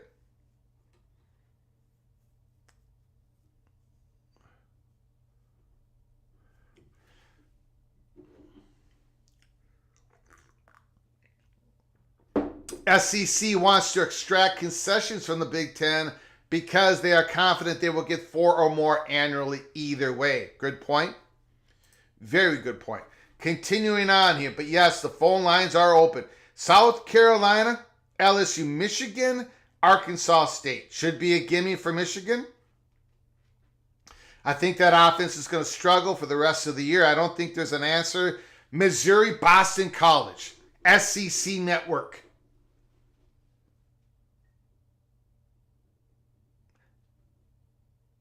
Interesting game. Missouri got to be ready for Turbo Richard, the true freshman running back for the Boston College Eagles. In Boston College, you're going to have a whole different challenge against Missouri. The wide receivers, Luther Burden, Cook, they're going to take shots downfield. Florida State did not. But Missouri is going to take shots downfield on the Eagles. Boston College, road game. You better be ready. Another top 25 game. Oregon State. The Civil War. And Oregon ain't playing all that good.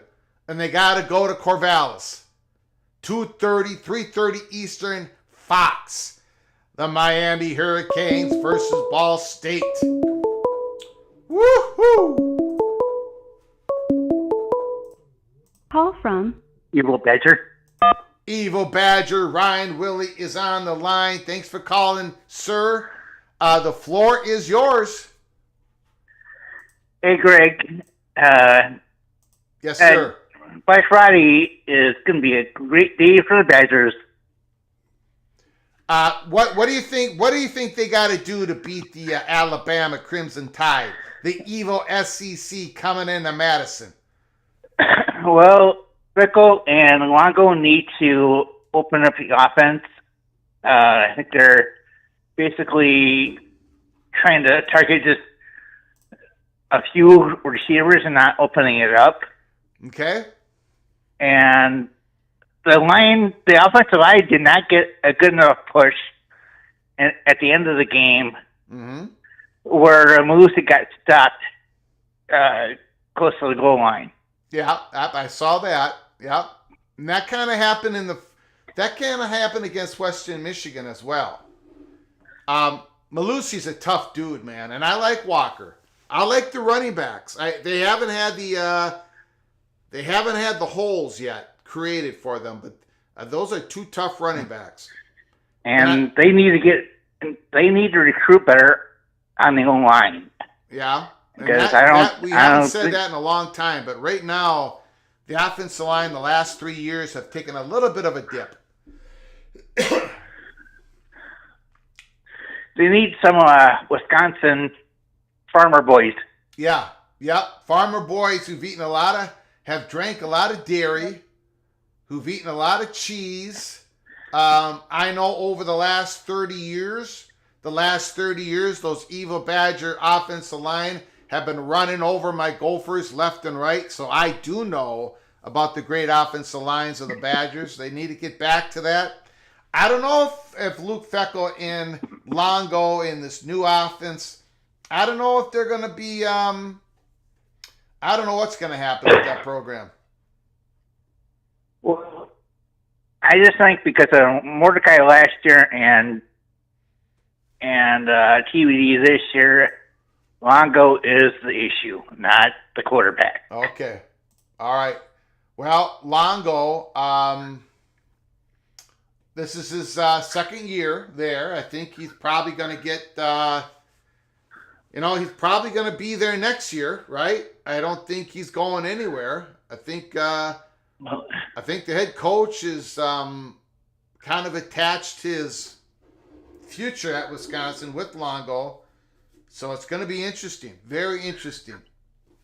What's your prediction? What's the score prediction you've got for Alabama and Wisconsin? I'm hoping that the Badgers win by a field goal. Oh, got it. Let's see. 31-28. 31-28. Beautiful. And you know what? We don't know. We don't know how Alabama's going to react coming up north. They rarely ever do it. So Florida gave them a scare. Yeah, yes, they did for 3 quarters. And if South Florida can give Alabama a scare for 3 quarters, Wisconsin definitely can do it as well. Defense is still very good at Madison. All righty, sir. Thompson Jr. Got hurt in camp, and he's gone for the year. Yeah. Yep. All right, man. Hey, Ryan. All right, I'll let you go. All right, Ryan, I appreciate your being a member of the community, your generosity. Please call again, okay? Call anytime you want, sir. Okay. All right, man. Thank you. Great call. Thank you. You got it.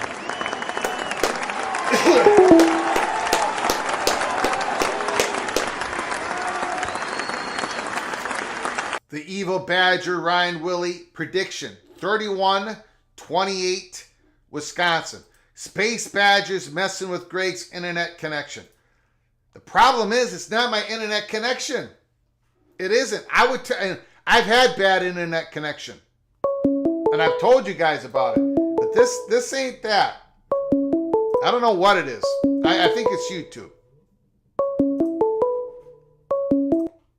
Call from Numbskull News. Numbskull News on the line. Thank you, Ryan Thomas, for your generosity. Thank you, Ryan Willie, for your generosity and your phone call. Numbskull News is on the line. What do you think has happened? What do you think is going to happen in college football? Week 2, heading on to week 3. Holy smokes. Go ahead, sir. Well, at first, I'm just elated that the Horned Frogs are 2-0. Yes. It could be way worse. So I'm happy they're in it. Yes. My Cowboys won. Beat the living crap out of Cleveland. Sorry, Browns fans, but you suck. Minnesota. Sorry, Greg. Sorry. Which one? Vikings or Gophers? The Gophers. Hey. The Gophers were fine. We are fine. Nobody panic. We did exactly. Who was that game? Who'd you play in week 2? Rhode Island. But Rhode Island. Well, they are dangerous. No, they're not. It was 48-0. But Max Brosmere won 24 of 30. We did exactly what we needed to do. We went and attempted to complete a modern day forward pass against this lowly FCS team, and we achieved it. You got to take things by steps, numbskull news. So we're going to get ready. We're going to get ready for Iowa in week 4. We're getting there. So buckle up, brace for impact. The hot guys are going down. But go ahead, sir. Well, hey, you're kind of in the same boat with FSU, aren't you? So, and there's still hope for everybody. Still hope early on. I mean, there's not hope for us. I'm just trying to create some momentum. Fat guy from Minnesota momentum. You guys play UCF next week. Yeah. Yeah, that's UCF, that's a big boy team you're playing. I love UCF being in the conference. I got no problem with it. I got a problem with some of our commissioners and their whole UConn take, but Oh, what is your take on it? What are you feeling there?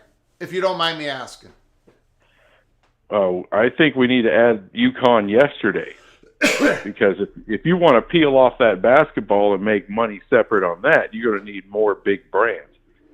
It can't be just UConn, but it needs to include UConn because right now they're the hottest brand going in college basketball. Yeah. Men's and women's. Yeah. And you need that. You need that here in the Big 12. And it doesn't hurt to be associated with New York. Yeah. And I think you need that. We're always talking about the right blend. Well, I think it would be. I think it would behoove the Big 12 to add in that big market, right? Get that big market because it would enhance the Big 12's blend for your national advertisers. And I think we're not going to, it's a story that's going to go into 2025. That story's not over yet, so we'll see what happens. Well, these presidents need to go, they need to start trusting Brett Yormark. I'm not saying be a sycophant, just going blind, but the man knows what he's doing. Yeah. And he's got great advisors around him. Give him his win. He wants UConn, give him UConn. He got you a contract. He got you a media deal ahead of the Pac-12. Give him a win. He's not going to lead you wrong. Yeah, and if you stop him too much, he might pack his bags. So why not? Yeah. That guy is going to be highly sought after if he keeps up. Yeah. He probably already is. Yeah. There's a 7-figure contract out there for Brett Yormark. This ain't the only game in town. And these guys just aren't forward thinking enough. I don't know. It's like they still have the stink of our former commissioner, Bob Bowlesby, who just loved to just sit in quicksand and slowly sink. Yeah. That was his favorite thing. That's his pastime. So that's how he watched football. So go ahead. No, I'm saying we need to add them. Then down the road, there's some good ACC targets that you can get to have really good basketball programs. Louisville's my favorite. Get them in here. But that's down the road. But UConn, that needs to happen regardless. And I understand the Gonzaga thing because they want all of their sports, but they're 200,000 miles in the Northwest and, softball playing and going to UCF may not work very well, but the basketball could. So, but the UConn thing, UConn needs to happen. And I understand it's probably no one's going to revisit it till after the football season. Yeah. But I know as far as my little piddly channel, I'm going to keep, pounding the desk for it. I think you should, and it's definitely not dead. I will say that there is like a big elephant in the room is the Big 12's continuous pursuit negotiations with multiple private equity firms, and we reported this when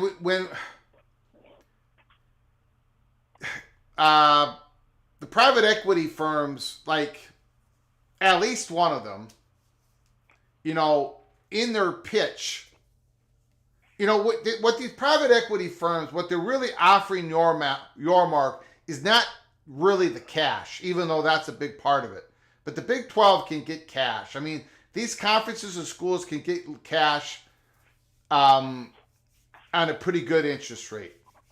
But what they're really looking at is getting the connections that the private equity firms can give the conference.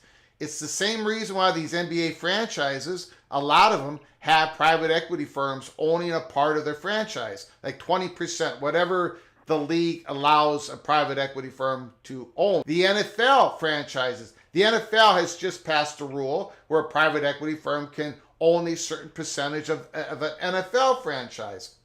What was really going on is not so much the cash infusion, because the NFL franchises are rich, numbskull news. They make money every year. It's the contacts. Right. And this is what Brett Yormark wants. It's the contacts. It's, this private equity firm can get a sponsorship to sponsor something with the Big 12 and offer Big 12 a whole lot of money, because it's sort of like a mafia type of deal. Okay, legal mafia. So we know here, Peek Around the Corner, that part of one of the pitches from the private equity firm is, the name UConn is part of it, because there's a lot of money up there. There's a lot of businesses up there. Brett Yormark knows this stuff. The Brooklyn Nets. He's up in there. He knows. He believes the advantages of adding UConn goes beyond the brand of the basketball program, the women's program, the market. Yes, the negativity about the football program drags that value down. But there are other components that us normal people, minions, college football sickos, don't really understand. And one of these big things is equity, and UConn supposedly is a great advantage for the Big 12's pitch in this. But go ahead, sir. Yeah, all that makes total sense. And, of course, you got us people, you normal people, all they can do is look at the football. Well, football drives everything. It drives everything for the SEC, and it drives everything for the Big Ten.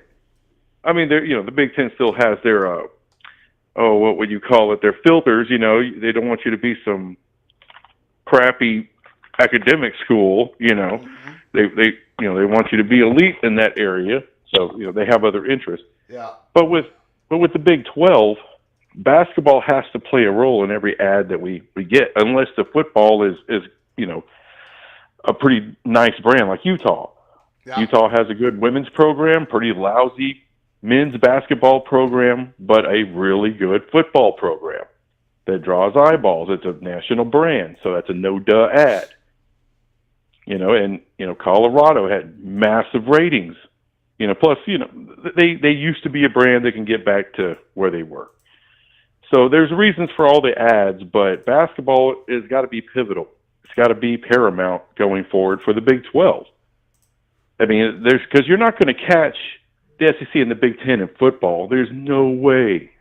The brands are too massive, and they're well established, and they're going to be well established for the next century. So there's no catching them there. You can kind of creep up on them with basketball, though, if the experts are right, and the basketball, that the business of college basketball is about to go up. The business of women's sports, especially basketball, is going up. That's where Brett Yormark is forward thinking. He's like, okay, I'm not going to do it the traditional way. We got to find other inroads to make our way. And I don't know. That's just frustrating as a Big 12 fan to see presidents that just can't pull the head out of their rear end. Mm-hmm. That's like, stop thinking you're the Big Ten or the SEC. You can't do business like them. They cornered the market on that. You got to find your own market and corner that. And we're in a position to do so. So we need to do it. Cam Cook. What's that? Cam Cook, the running back, TCU. Josh Hoover is lighting it up first 2 weeks. He lit it up at the end of last year. How optimistic are you here going in against UCF? What, you kind of steamrolling right now. Well, the two programs are doing well. I think it actually is going to be a pretty close game. I like, because I think we both have great coaches. There's no doubt. Yeah. No, but I do think maybe a little bit more experience with TCU with the program. I know we don't have all the same players from our championship run. Yeah. But I don't know. I think there's just something there with TCU. I think there's a chip on the shoulder. We disappointed last year. We just fell off like we had no business falling off. So now it's trying to climb that mountain again. UCF, great story. They're going to have a great season. They're just not going to have a great week, Greg. Okay. It's not going to be great. Okay. Just like Utah in a couple of weeks. Utah, Oh, they got a quarterback that every time he gets a hangnail, he's missing games. He's a walking mass unit, and I tried to tell these Utah fans, "Oh, it's such an easy schedule, TCU." I'm like, TCU ain't no instant win, buddy. Utah's going to go down. Utah's going down. This could be our conference again, sneaking up on everybody. Here comes the toad. Here comes the toad, Greg. Here comes the toad. The evil Kansas horned tripped toad. and fell on themselves. Texas Tech doesn't know how to do jack. Can't do anything. Yeah. I don't know what's going on at Texas Tech, man. Holy smokes. One too many tumbleweeds they're smoking out there, Greg. Yeah. McGuire. As my mom once said, my mother was a long-haul truck driver. Okay. Once, and she told me about Lubbock, Texas. The birds fly upside down in Lubbock, Texas, because there's nothing worth crapping on, Greg. Jeez. The elbows are being thrown. We don't have any red. We usually have Red Raiders in the chat room, but right now we don't. Looks like they. Well, there's nothing to talk about, Greg. Yeah, there really. That's true. That's true. Very difficult. There's first nothing. 2 weeks. All right, man. Yep. As always, I appreciate it, Numbskull News. Hey, I appreciate the show, Greg. Keep up the good work. You too, brother. Go check out All right. Numbskull News, college football YouTube channel. Beautiful. All right, have a good one, Greg.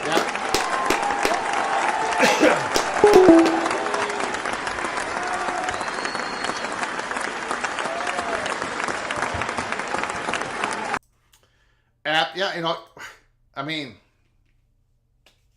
Adam, should we all be talking about Josh Hoover more? I mean, I feel like I talked about Josh Hoover a lot during the offseason. You remember when I went through that old, I don't know, it was like 6-1, like 5-1, the stats that he put up, and now he's doing it again. I know they really haven't played anybody, but come on. I mean, the guy is so accurate. I don't know what his completion percentage is, but he's one of the most accurate throwers out there. I don't think we're talking about Josh Hoover enough.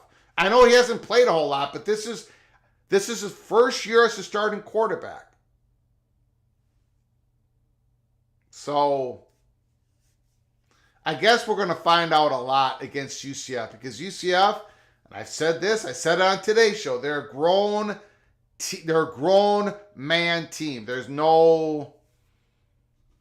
not going to get beat. Like they've got guys.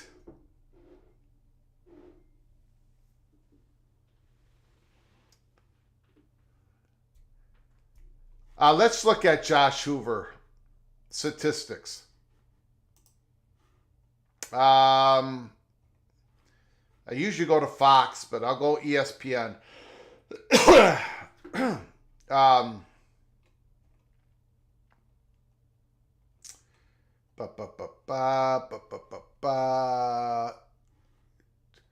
Stats.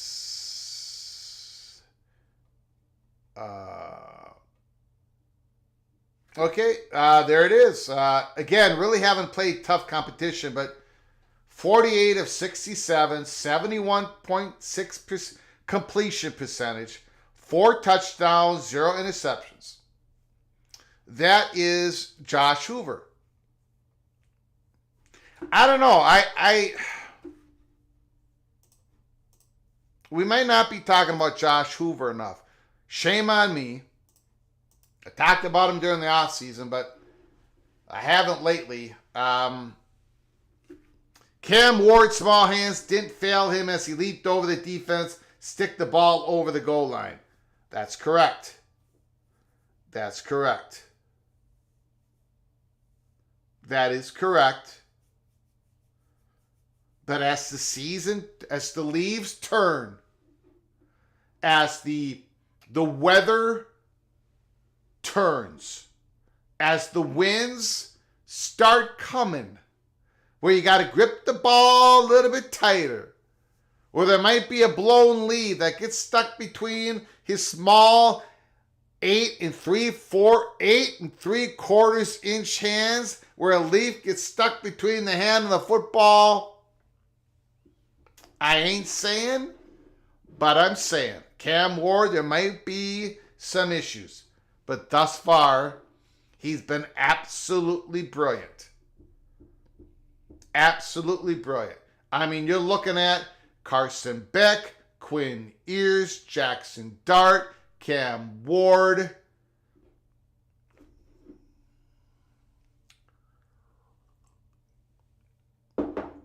Will Howard has played good, real good thus far.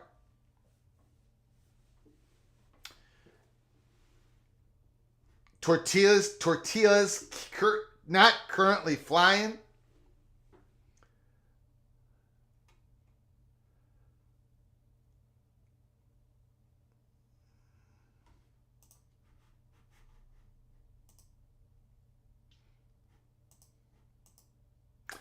Jalen Lucas, good young running back for the Florida State Seminoles, is out for the rest of the 2024 season because of the injury he suffered against Boston College. That was announced today. So even during the bye week, Florida State, there's news on a Monday that someone is out for the season. Jalen Lucas, who really, he's not really, this year he wasn't, running back 1, running back 2. Going to be used as more of a scat back out of the backfield. I know they did some end arounds with him, and they did not use him enough for a lot of Seminoles fans' satisfaction the first 2 games of the season. Now he's out due to an injury. I did not see the injury during the game, but again, it was announced today. Tough setback, but hopefully a major comeback for the young man, Jalen Lucas.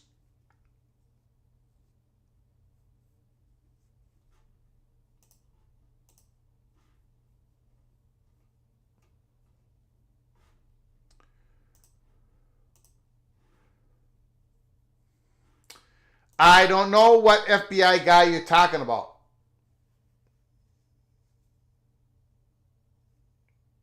Taytown Hawk. Let me know what you are talking about. I don't know what FBI guy I'm talking about.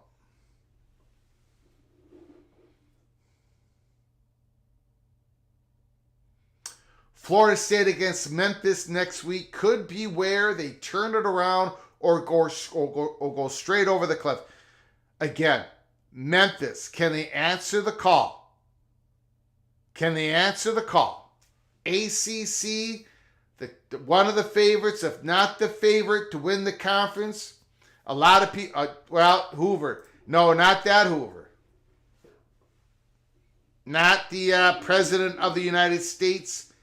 Or, no, that was, I'm sorry. No, not him. Edgar Hoover.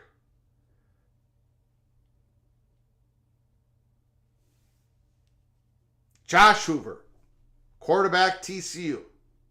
The smart money is on Memphis over FSU. This is Memphis' opportunity, right? This is their opportunity. If you are new to the channel, please hit the subscribe button, turn on your notifications, smash the like button if you've enjoyed our content today. The phone lines are open. Give us a call, 763 260-1333. Give us a call here at College Football's Peek Around the Corner. If you want to support this channel through a donation to help us keep the lights on, hit the dollar sign where you make a comment, and we'll get to your super chat as quick as we possibly can. Earlier in the show, we went through, we did the recap of week 2. Talked about a little bit about the week 3 games. And then we talked about the Big Ten pushing for a radical change in the college football playoff format for 2026. If not, maybe even 2025, but probably 2026. They're still pushing recently the 4 automatic qualifiers. If not 4, then 3. They're pushing it. I'm telling you, we know this from 2 separate islands of information from sources. So it is going to be a story that's going to be reported on again. It has in the past. It's going to happen again in the future. I'm just giving everybody a warning. I'm giving everybody a peek. Greg, how do you feel about the Bobcats versus the Sun Devils? I felt great about the Bobcats. Great. Until, well, look how well Arizona State is playing. My goodness. Let's just take a look. I mean, it's ridiculous. I mean, holy smokes. What is going on? Dillinger's got that team. They beat New Mexico 61-39. I'm sorry. That's Arizona. Hold on. I knew right away when I saw that first game, I had the wrong team up there.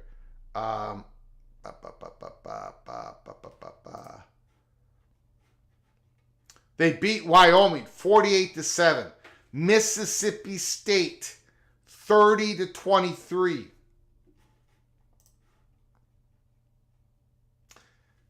Scatterbo.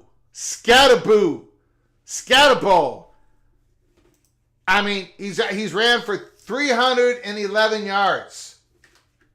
7.1 yards per carry. I mean, my goodness.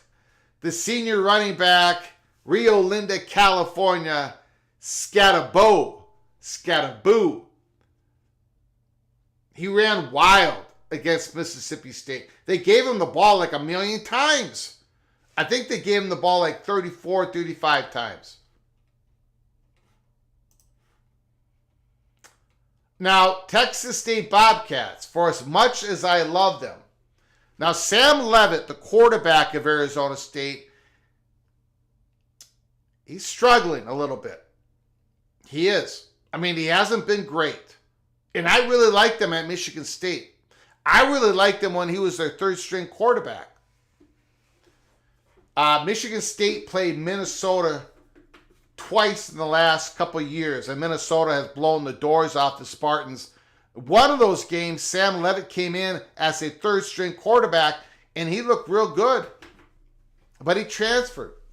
You know, Jonathan Smith was coming, so he transferred, won the quarterback QB1 at Arizona State, beat out Rashada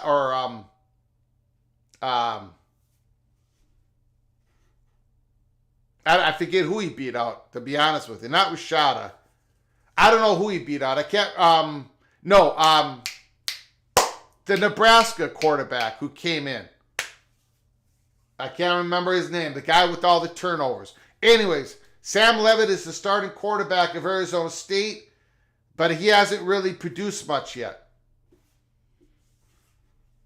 And then, when you ask the question about Texas State Bobcats, I don't know. I do not know the health of Ismail Mahdi, the great running back. I mean, he's probably the second best running back in G5 behind Ashton Genty of Boise State. Ismail Mahdi is a great running back. But he only got the ball a few times. I cannot, in the last game. The first game, he ran wild. He ran wild last year. So Jordan McLeod, the quarterback, the transfer from the Virginia school up there, James Madison. Boy, my memory's going. Jordan McLeod, he had to carry the Texas Bobcats against UTSA. I don't know what his... I want to know the health, what happened to Ismail Mahdi. And if anybody knows, let me know in the chat before we make selections for that game. So it's an important game. Yes. Earl Jones Jr. passed away today. Prayers to him, his family, his loved ones. Earl Ray Jones Jr., James Earl Jones, the great, the very great, legendary actor, did great voices.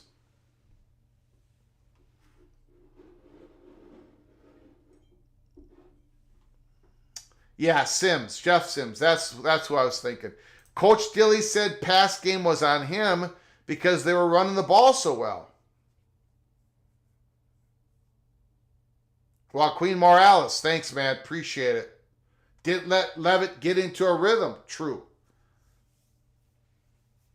Scatterball, man, they gave him the rock.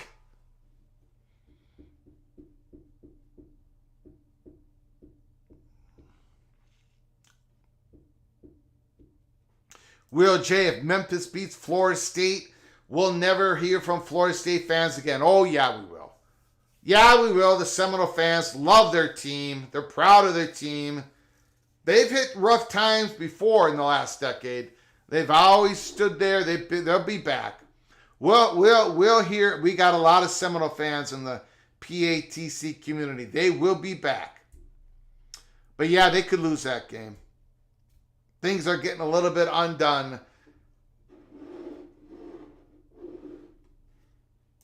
I remember when a running back would get the ball 30 to 35 times a game. Chuck Foreman, Peyton, Earl Campbell.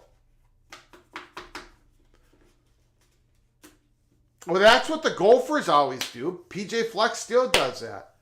But our beast of a running back is getting back from an injury. I think he carried it maybe 14, 13 times, which was fine because we needed to throw the ball. Let's go, Memphis. Numbskull News. UTSA plays Texas this weekend. It ain't gonna be not gonna be much of a game. I'm afraid.